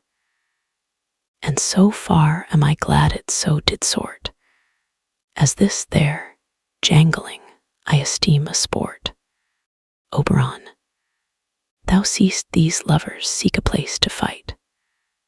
High therefore, Robin, overcast the night, the starry welkin cover thou anon with drooping fog, as black as Acheron, and lead these testy rivals so astray, as one come not within another's way. Like to Lysander sometime frame thy tongue, then stir Demetrius up with bitter wrong, and sometime rail thou like Demetrius, and from each other look thou lead them thus, till o'er their brows death counterfeiting sleep, with leaden legs and batty wings doth creep. Then crush this herb into Lysander's eye, whose liquor hath this virtuous property, to take from thence all error with his might, and make his eyeballs roll with wonted sight. When they next wake, all this derision shall seem a dream and fruitless vision, and back to Athens shall the lovers wend, with league whose date, till death shall never end. Whiles I in this affair do thee employ, I'll to my queen, and beg her Indian boy. And then I will her charmed eye release from monsters' view, and all things shall be peace. Puck, my fairy lord, this must be done with haste, for night's swift dragons cut the clouds full fast, and yonder shines Aurora's harbinger, at whose approach ghosts wandering here and their troop home to churchyards. Damned spirits all, that in crossways and floods have burial, already to their wormy beds are gone, for fear lest day should look their shames upon, they wilfully themselves exile from light, and must for aye consort with black-browed night. Oberon, but we are spirits of another sort. I with the morning's love have oft made sport, and like a forester, the groves may tread even till the eastern gate, all fiery red, opening on Neptune with fair blessed beams, turns into yellow gold his salt green streams. But notwithstanding haste, make no delay. We may effect this business yet ere day. Exit Oberon. Puck, up and down, up and down. I will lead them up and down. I am feared in field and town. Goblin, lead them up and down. Here comes one. Enter Lysander. Lysander, where art thou, proud Demetrius? Speak thou now. Puck, here, villain, drawn and ready. Where art thou? Lysander, I will be with thee straight. Puck, follow me then to plainer ground. Exit Lysander, as following the voice. Enter Demetrius. Demetrius, Lysander, speak again. Thou runaway, thou coward, art thou fled? Speak, in some bush, where dost thou hide thy head? Puck, thou coward, art thou bragging to the stars, telling the bushes that thou look'st for wars, and wilt not come? Come, recreant, come, thou child. I'll whip thee with a rod. He is defilled that draws a sword on thee. Demetrius, yea, art thou there? Puck, follow my voice. We'll try no manhood here. Exeunt. Enter Lysander. Lysander. He goes before me, and still dares me on when I come where he calls. Then he is gone. The villain is much lighter heeled than I followed fast, but faster he did fly. That fallen am I in dark uneven way, and here will rest me. Come, thou gentle day, lies down. For if but once thou show me thy grey light, I'll find Demetrius, and revenge this spite. Sleep, enter Puck and Demetrius. Puck, ho, ho, ho. Coward, why com'st thou not? Demetrius, abide me if thou darst, for well I wot thou run'st before me, shifting every place, and darst not stand, nor look me in the face. Where art thou? Puck, come hither, I am here. Demetrius, nay then, thou mock'st me. Thou shalt buy this dear, if ever I thy face by daylight see. Now go thy way.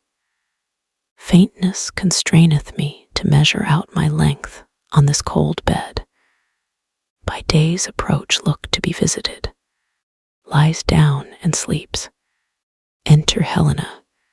Helena, O weary night, O long and tedious night, abate thy hours. Shine comforts from the east, that I may back to Athens by daylight, from these that my poor company detest. And sleep, that sometimes shuts up sorrow's eye, steal me a while from mine own company. Sleep, Puck, yet but 3, come one more. 2 of both kinds makes up 4. Here she comes, cursed and sad. Cupid is a knavish lad thus to make poor females mad. Enter Hermia. Hermia, never so weary, never so in woe, bedabbled with the dew, and torn with briars. I can no further crawl, no further go. My legs can keep no pace with my desires. Here will I rest me till the break of day. Heavens shield Lysander, if they mean a fray. Lies down. Puck, on the ground sleep sound.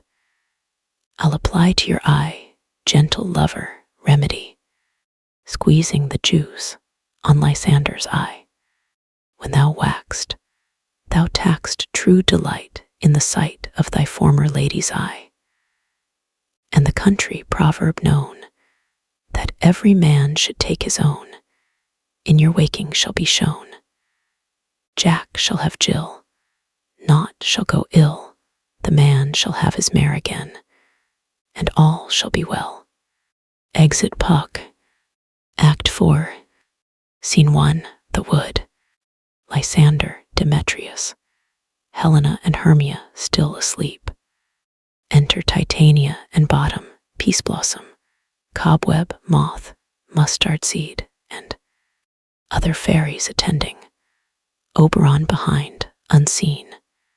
Titania, come, sit thee down upon this flowery bed, while I thy amiable cheeks do coy, and stick musk roses in thy sleek, smooth head, and kiss thy fair, large ears, my gentle joy. Bottom, where's Peace Blossom? Peace Blossom, ready. Bottom, scratch my head, Peace Blossom. Where's Monsieur Cobweb? Cobweb, ready. Bottom, Monsieur Cobweb, good monsieur, get you your weapons in your hand, and kill me a red-hipped humblebee on the top of a thistle. And good monsieur, bring me the honey bag.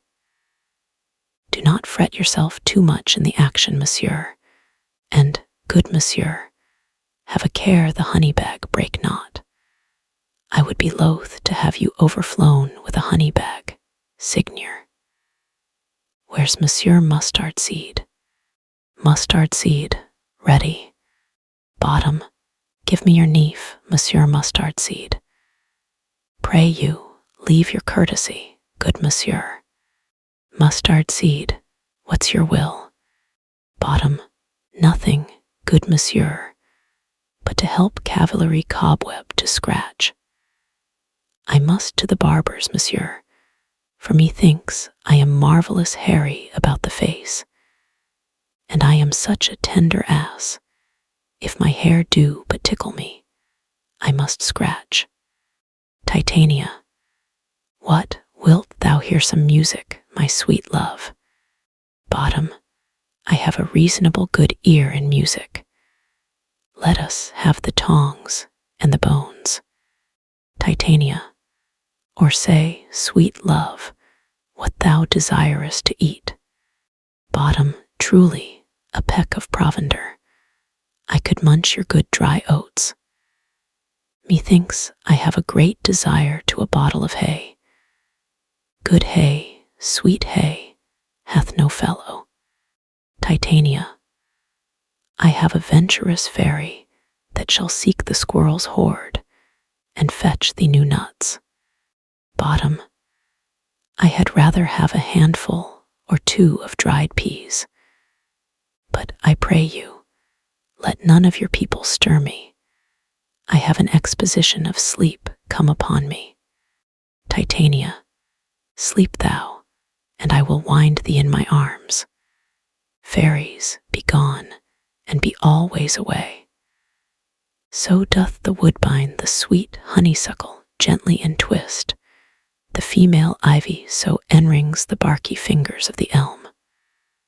Oh, how I love thee! How I dote on thee! They sleep. Oberon advances. Enter Puck. Oberon, welcome, good Robin. Seest thou this sweet sight? Her dotage now I do begin to pity. For, meeting her of late behind the wood, seeking sweet favors for this hateful fool, I did upbraid her and fall out with her. For she his hairy temples then had rounded with coronet of fresh and fragrant flowers, and that same dew, which sometime on the buds was wont to swell like round and orient pearls, stood now within the pretty floweret's eyes, like tears that did their own disgrace bewail. When I had at my pleasure taunted her, and she in mild terms begged my patience, I then did ask of her changeling child, which straight she gave me, and her fairy sent to bear him to my bower in fairyland. And now I have the boy, I will undo this hateful imperfection of her eyes, and, gentle Puck, take this transformed scalp from off the head of this Athenian swain, that he awaking when the other do, may all to Athens back again repair, and think no more of this night's accidents, but as the fierce vexation of a dream. But first I will release the fairy queen, touching her eyes with an herb, Be as thou wast wont to be, see as thou was wont to see. Dian's bud o'er Cupid's flower hath such force and blessed power. Now, my Titania, wake you, my sweet queen. Titania, my Oberon, what visions have I seen? Methought I was enamored of an ass. Oberon, there lies your love. Titania, how came these things to pass? Oh, how mine eyes do loathe his visage now. Oberon, silence a while. Robin, take off this head. Titania, music call, and strike more dead than common sleep. Of all these 5 the sense. Titania, music, ho, music, such as charmeth sleep. Puck, now when thou waxed, with thine own fool's eyes peep. Oberon, sound, music, still music. Come, my queen, take hands with me, and rock the ground whereon these sleepers be. Now thou and I are new in amity, and will tomorrow midnight solemnly dance in Duke Theseus' house triumphantly, and bless it to all fair prosperity. There shall the pairs of faithful lovers be wedded with Theseus, all in jollity. Puck, fairy king, attend and mark. I do hear the morning lark. Oberon, then, my queen, in silence sad, trip we after night's shade. We the globe can compass soon, swifter than the wandering moon. Titania, come, my lord, and in our flight, tell me how it came this night that I sleeping here was found with these mortals on the ground. Exeunt, horns sound within. Enter Theseus, Hippolyta, Aegeus, and train. Theseus, go, one of you, find out the forester, for now our observation is performed. And since we have the vaward of the day, my love shall hear the music of my hounds. Uncouple in the western valley, let them go. Dispatch, I say, and find the forester. Exit an attendant. We will, fair queen, up to the mountain's top, and mark the musical confusion of hounds and echo in conjunction. Hippolyta, I was with Hercules and Cadmus once, when in a wood of Crete they bayed the bear with hounds of Sparta. Never did I hear such gallant chiding, for besides the groves, the skies, the fountains, every region near seemed all one mutual cry. I never heard so musical a discord, such sweet thunder. Theseus, my hounds are bred out of the Spartan kind, so flued, so sanded, and their heads are hung with ears that sweep away the morning dew, crook-kneed and dew-lapped like Thessalian bulls, slow in pursuit, but matched in mouth like bells, each under each. A cry more tunable was never hollowed to, nor cheered with horn in Crete, in Sparta, nor in Thessaly. Judge when you hear. But soft, what nymphs are these? Aegeus, my lord, this is my daughter here asleep, and this Lysander, this Demetrius is, this Helena, old Nedar's Helena. I wonder of their being here together. Theseus, no doubt they rose up early to observe the rite of May, and, hearing our intent, came here in grace of our solemnity. But speak, Aegeus, is not this the day that Hermia should give answer of her choice? Aegeus, it is, my lord. Theseus, go, bid the huntsmen wake them with their horns, and shout within. Demetrius, Lysander, Hermia, and Helena wake and start up. Good morrow, friends. Saint Valentine is past. Begin these wood birds, but to couple now. Lysander, pardon my lord. He and the rest kneel to Theseus. Theseus, I pray you all stand up. I know you two are rival enemies. How comes this gentle concord in the world? That hatred is so far from jealousy, to sleep by hate, and fear no enmity. Lysander, my lord, I shall reply amazedly, half sleep, half waking. But as yet, I swear, I cannot truly say how I came here. But as I think, for truly would I speak, and now I do bethink me, so it is. I came with Hermia hither. Our intent was to be gone from Athens, where we might be without the peril of the Athenian law. Egeus, enough, enough, my lord, you have enough. I beg the law upon his head. They would have stolen away. They would, Demetrius, thereby to have defeated you and me. You of your wife, and me of my consent that she should be your wife. Demetrius, my lord, fair Helen told me of their stealth, of this their purpose hither to this wood, and I in fury hither followed them, fair Helena in fancy following me.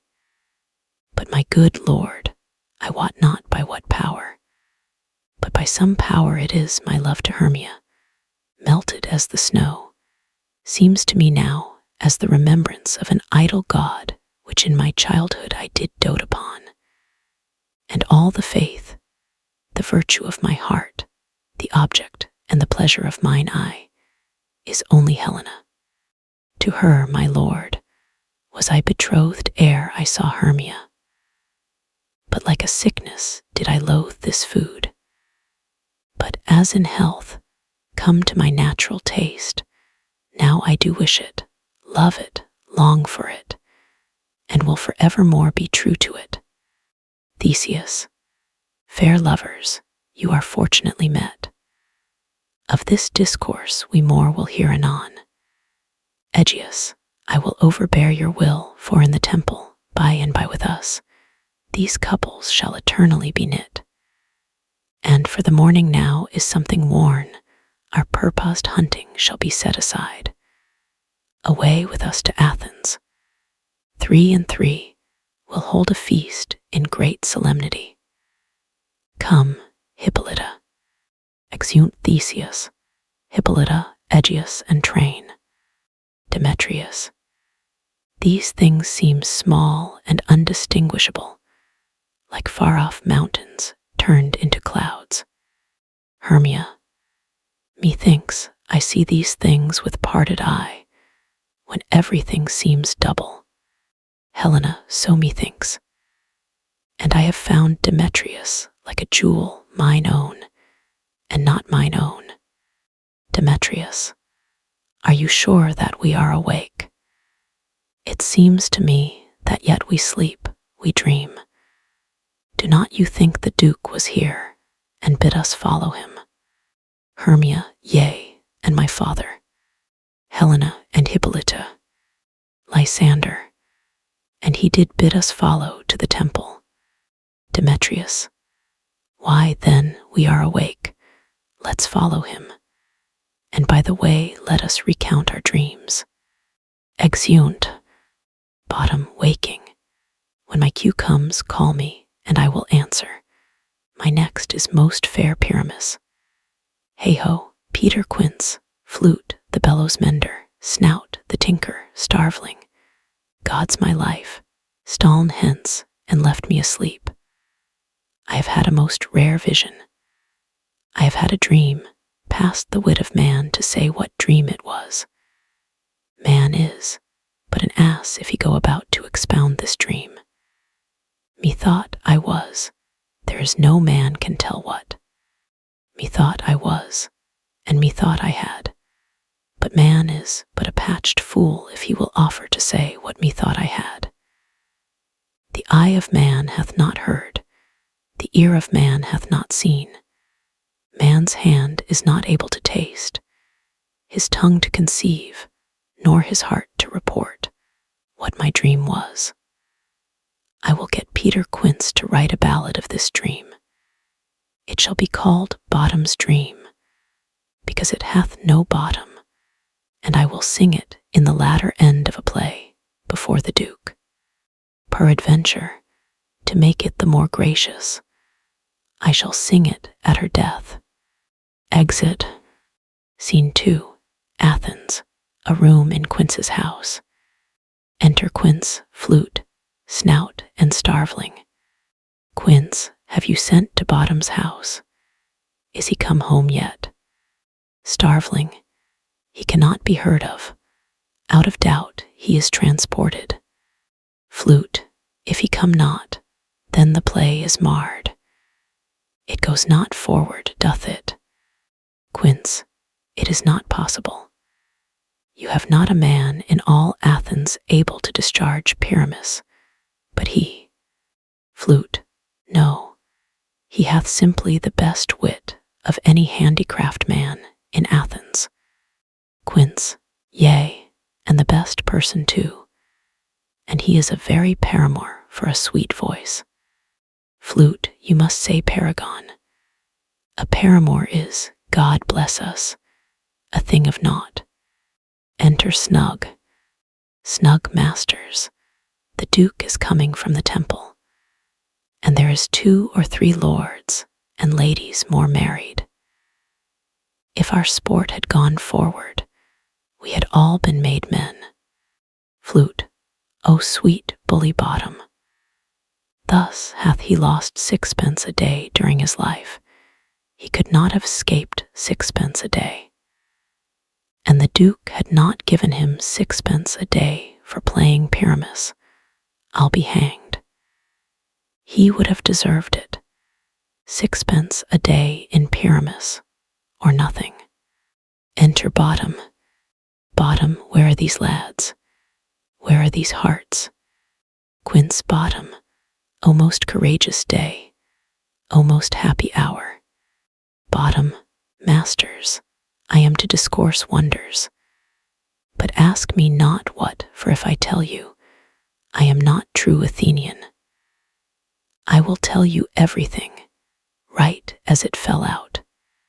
Quince, let us hear, sweet Bottom.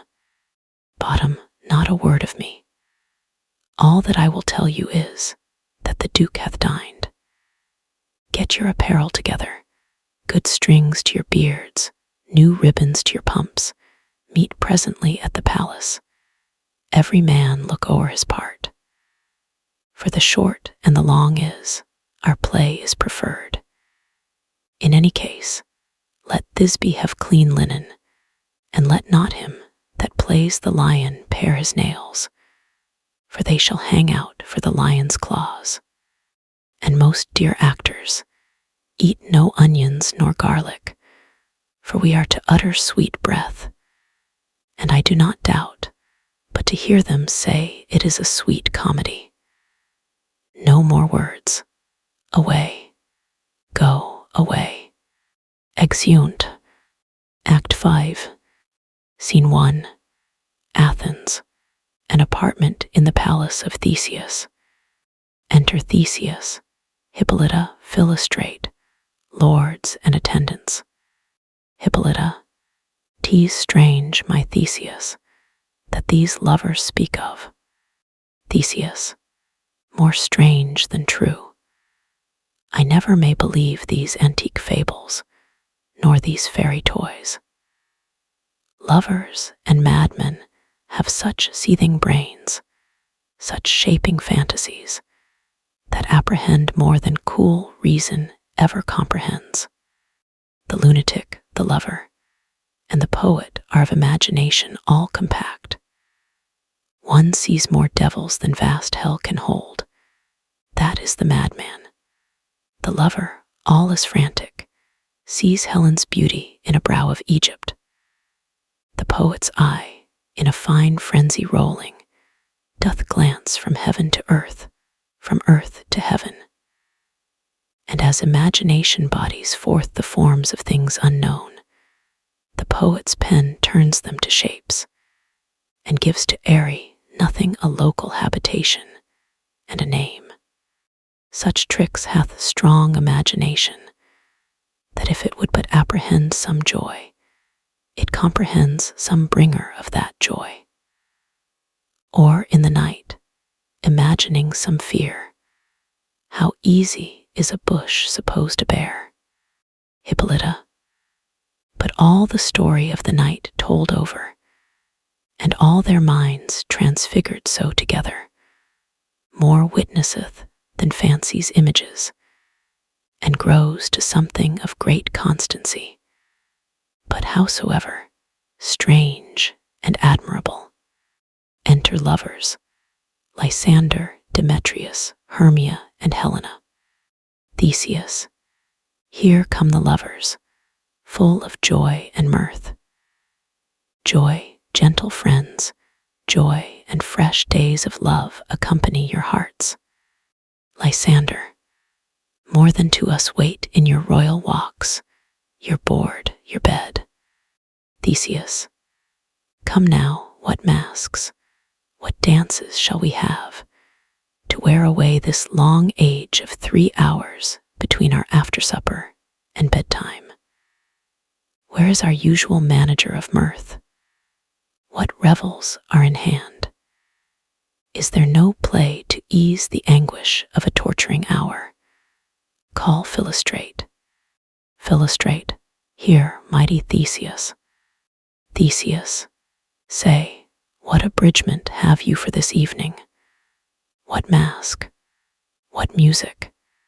How shall we beguile the lazy time, if not with some delight?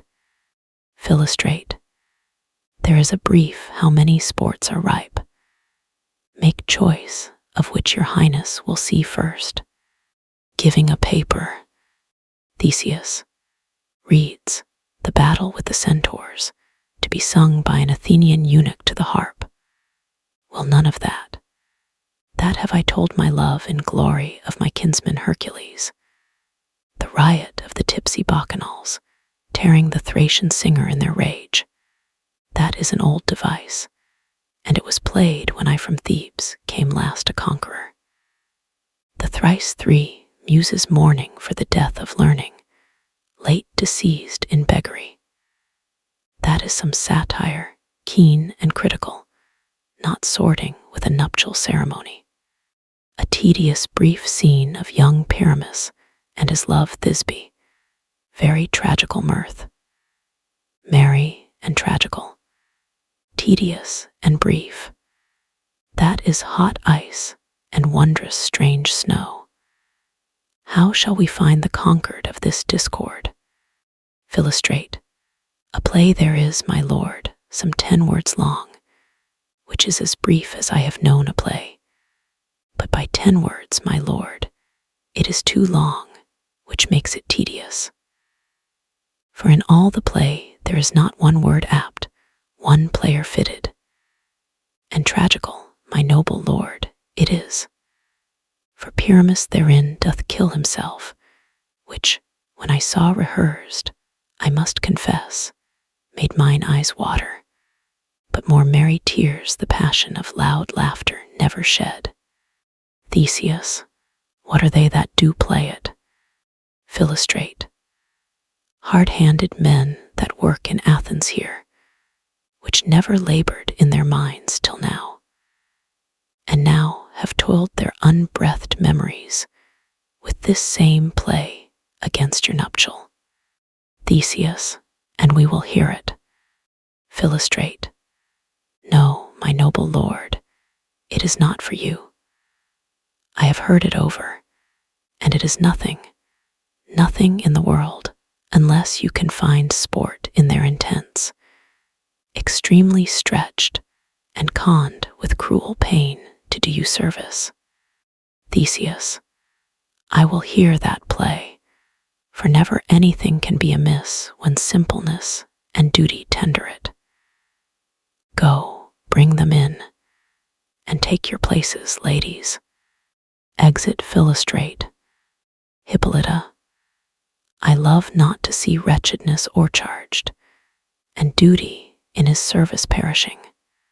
Theseus, why, gentle sweet, you shall see no such thing. Hippolyta, he says they can do nothing in this kind. Theseus, the kinder we to give them thanks for nothing. Our sport shall be to take what they mistake, and what poor duty cannot do, noble respect takes it in might, not merit.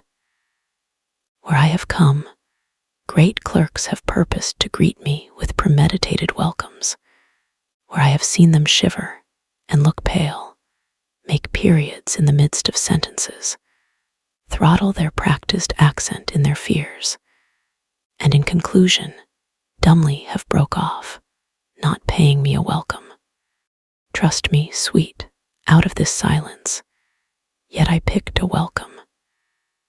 And in the modesty of fearful duty, I read as much as from the rattling tongue of saucy and audacious eloquence.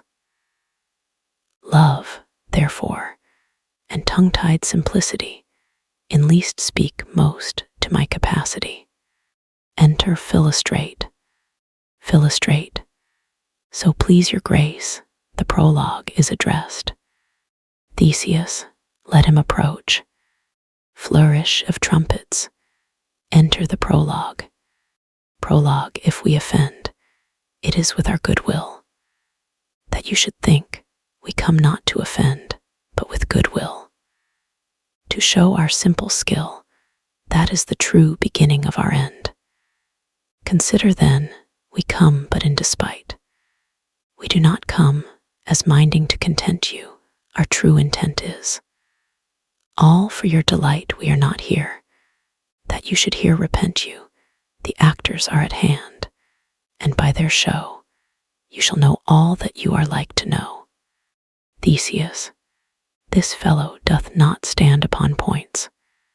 Lysander, he hath rid his prologue like a rough colt, he knows not the stop. A good moral, my lord, it is not enough to speak, but to speak true. Hippolyta, indeed, he hath played on this prologue like a child on a recorder a sound, but not in government. Theseus, his speech was like a tangled chain, nothing impaired, but all disordered. Who is next? Enter Pyramus and Thisbe, Wall, Moonshine, and Lion, as in dumb show. Prologue gentles, perchance you wonder at this show, but wonder on, till truth make all things plain. This man is Pyramus, if you would know, this beauteous Lady Thisbe is certain.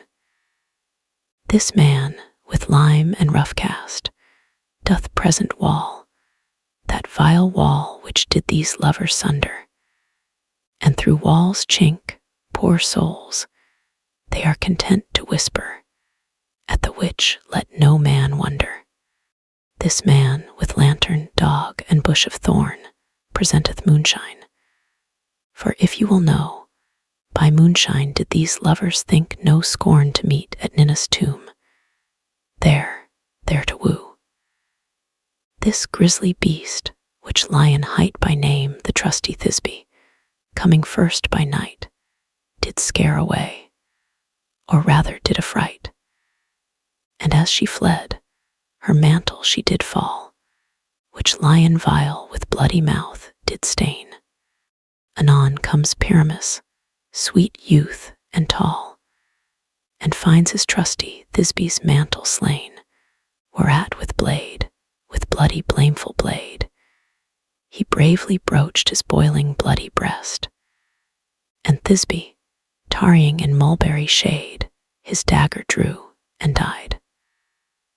For all the rest, let Lion, Moonshine, Wall, and lovers twain at large discourse while here they do remain.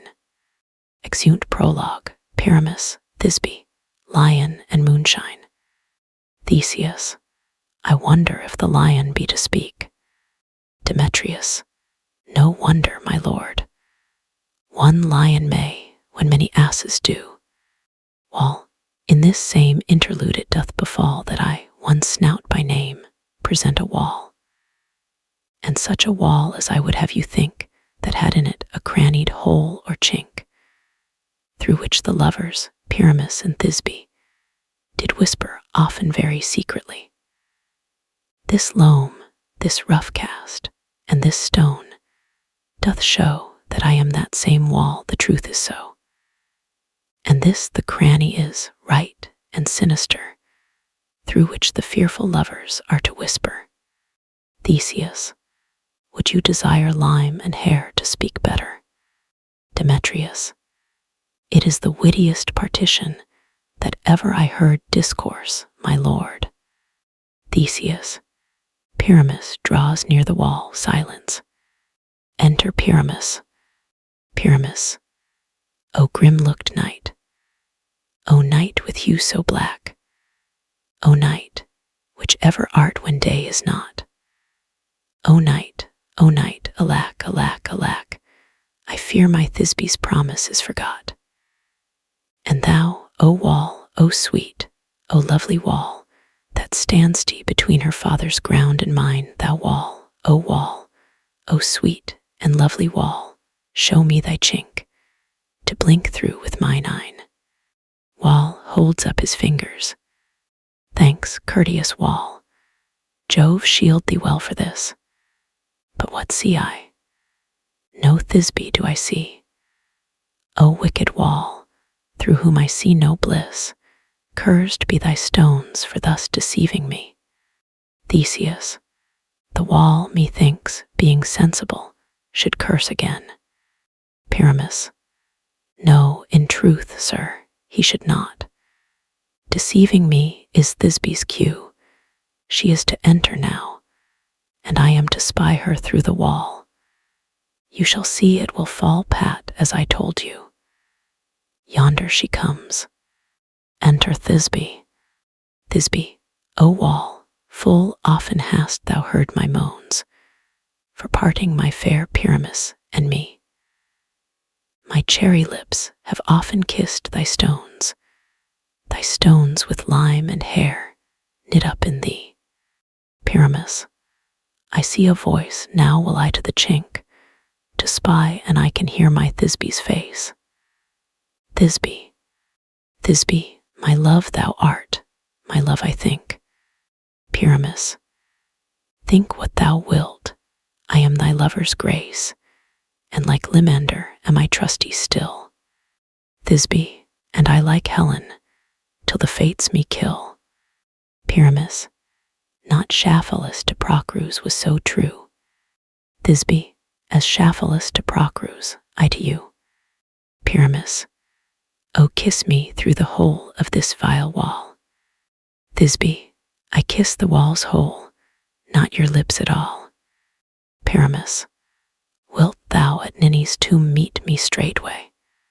Thisbe, tide life, tide death, I come without delay. Wall, thus have I, wall, my part discharged so, and being done, thus wall away doth go. Exeunt wall, Pyramus and Thisbe. Theseus, now is the mural down between the two neighbors. Demetrius, no remedy, my lord, when walls are so willful to hear without warning. Hippolyta, this is the silliest stuff that ever I heard. Theseus, the best in this kind are but shadows, and the worst are no worse, if imagination amend them. Hippolyta, it must be your imagination then, and not theirs. Theseus, if we imagine no worse of them than they of themselves, they may pass for excellent men. Here come two noble beasts in, a man and a lion. Enter Lion and Moonshine. Lion, you ladies, you, whose gentle hearts do fear the smallest monstrous mouse that creeps on floor, may now, perchance, both quake and tremble here, when Lion rough in wildest rage doth roar. Then know that I, one snug the joiner, am a lion fell, nor else no lion's dam. For if I should as lion come in strife into this place, twere pity on my life. Theseus, a very gentle beast, and of a good conscience. Demetrius, the very best at a beast, my lord, that e'er I saw. Lysander, this lion is a very fox for his valor.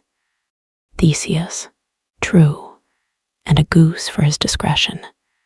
Demetrius, not so, my lord, for his valor cannot carry his discretion, and the fox carries the goose.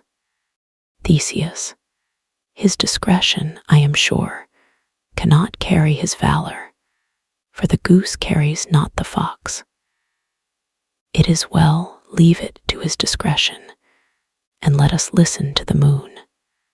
Moonshine, this lanthorn doth the horned moon present. Demetrius, he should have worn the horns on his head. Theseus, he is no crescent, and his horns are invisible within the circumference. Moonshine, this lanthorn doth the horned moon present myself, the man I the moon do seem to be. Theseus, this is the greatest error of all the rest, the man should be put into the lantern. How is it else the man I the moon?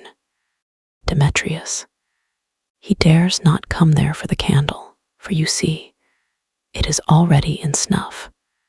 Hippolyta, I am ary of this moon. Would he would change. Theseus, it appears by his small light of discretion that he is in the wane. But yet, in courtesy, in all reason, we must stay the time. Lysander, proceed, moon. Moon, all that I have to say is to tell you that the lantern is the moon.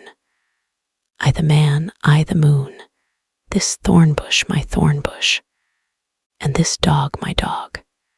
Demetrius, why all these should be in the lantern, for all these are in the moon. But silence, here comes Thisbe. Enter Thisbe. Thisbe, this is old Ninny's tomb. Where is my love? Lion, oh, the lion roars. Thisbe runs off. Demetrius, well roared lion. Theseus, well run Thisbe. Hippolyta, well shone moon. Truly, the moon shines with a good grace. The lion tears Thisbe's mantle, and exit. Theseus, well moused lion. Demetrius, and then came Pyramus. Lysander, and so the lion vanished. Enter Pyramus. Pyramus, sweet moon, I thank thee for thy sunny beams, I thank thee, moon, for shining now so bright, for by thy gracious golden, glittering gleams, I trust to take of truest Thisbe sight. But stay, O spite, but mark, poor knight, what dreadful dole is here. Eyes, do you see? How can it be? O dainty duck, O dear, thy mantle good, what stained with blood? Approach, ye furies fell. O fates, come, come, cut thread and thrum, quail, rush, conclude, and quell. Theseus, this passion, and the death of a dear friend, would go near to make a man look sad. Hippolyta, beshrew my heart, but I pity the man. Pyramus, O wherefore, nature, didst thou lions frame, since lion vile hath here deflowered my dear? Which is no, which was the fairest dame that lived, that loved, that licked, that looked with cheer. Come tears, confound. Out sword and wound the pap of Pyramus, I that left pap where heart doth hop. Thus die I, thus. Now am I dead, now am I fled, my soul is in the sky. Tongue, lose thy light. Moon, take thy flight. Now die. Dies, exit moonshine. Demetrius, no die but an ace for him, for he is but one. Lysander, less than an ace, man, for he is dead, he is nothing. Theseus, with the help of a surgeon, he might yet recover and prove an ass. Hippolyta, how chance moonshine is gone before Thisbe comes back and finds her lover. Theseus, she will find him by starlight. Enter Thisbe. Here she comes, and her passion ends the play. Hippolyta, methinks she should not use a long one for such a Pyramus. I hope she will be brief. Demetrius, a mote will turn the balance. Which Pyramus, which Thisbe is the better? He for a man, God warrant us, she for a woman, God bless us. Lysander, she hath spied him already with those sweet eyes. Demetrius, and thus she means videlicet. Thisbe asleep, my love. What dead, my dove? O Pyramus, arise, speak, speak. Quite dumb, dead, dead. A tomb must cover thy sweet eyes. These lily lips, this cherry nose, these yellow cowslip cheeks are gone, are gone. Lovers make moan, his eyes were green as leeks. O sisters three, come, come to me. With hands as pale as milk, lay them in gore, since you have shore with shears his thread of silk. Tongue, not a word. Come, trusty sword, come, blade, my breast imbrue. And farewell, friends. Thus Thisbe ends. Adieu, adieu, adieu. Dies Theseus. Moonshine and lion are left to bury the dead. Demetrius, ay, and wall too. Bottom. No, I assure you, the wall is down that parted their fathers. Will it please you to see the epilogue, or to hear a bergamasque dance between two of our company?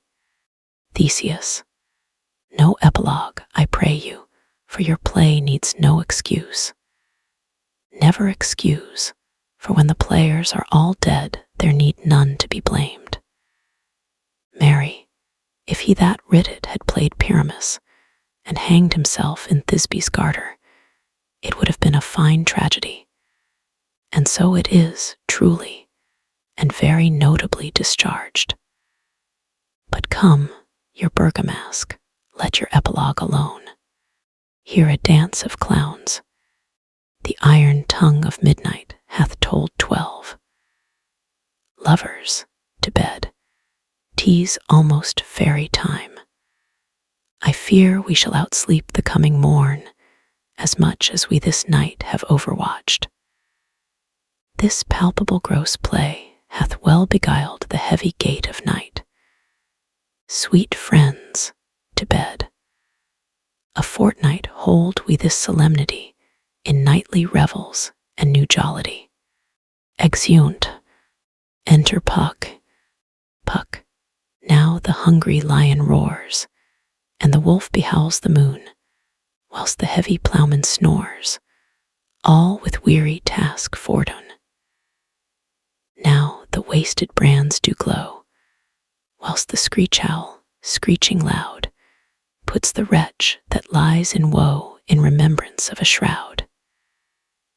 Now it is the time of night that the graves, all gaping wide, every one lets forth his sprite in the churchway paths to glide. And we fairies, that do run by the triple Hecate's team from the presence of the sun, following darkness like a dream. Now our frolic, not a mouse shall disturb this hallowed house. I am sent with broom before, to sweep the dust behind the door. Enter Oberon and Titania with their train. Oberon, through the house give glimmering light, by the dead and drowsy fire. Every elf and fairy sprite hop as light as bird from briar, and this ditty after me, sing and dance it trippingly. Titania, First rehearse your song by rote, to each word a warbling note, hand in hand, with fairy grace, will we sing and bless this place. Song and dance. Oberon. Now, until the break of day, through this house each fairy stray. To the best bride bed will we, which by us shall blessed be, and the issue there create ever shall be fortunate. So shall all the couples three ever true in loving be, and the blots of nature's hand shall not in their issue stand. Never mole, harelip, nor scar, nor mark prodigious, such as are despised in nativity, shall upon their children be. With this field do consecrate, every fairy take his gate, and each several chamber bless, through this palace, with sweet peace, and the owner of it blessed. Ever shall it in safety rest, trip away. Make no stay, meet me all by break of day. Exeunt Oberon, Titania and Train. Puck, if we shadows have offended, think but this, and all is mended, that you have but slumbered here while these visions did appear. And this weak and idle theme, no more yielding but a dream, gentles, do not reprehend. If you pardon, we will mend. And as I am an honest Puck, if we have unearned luck now to 'scape the serpent's tongue, we will make amends ere long, else the Puck a liar call. So, good night unto you all. Give me your hands, if we be friends, and Robin shall restore amends. Exit.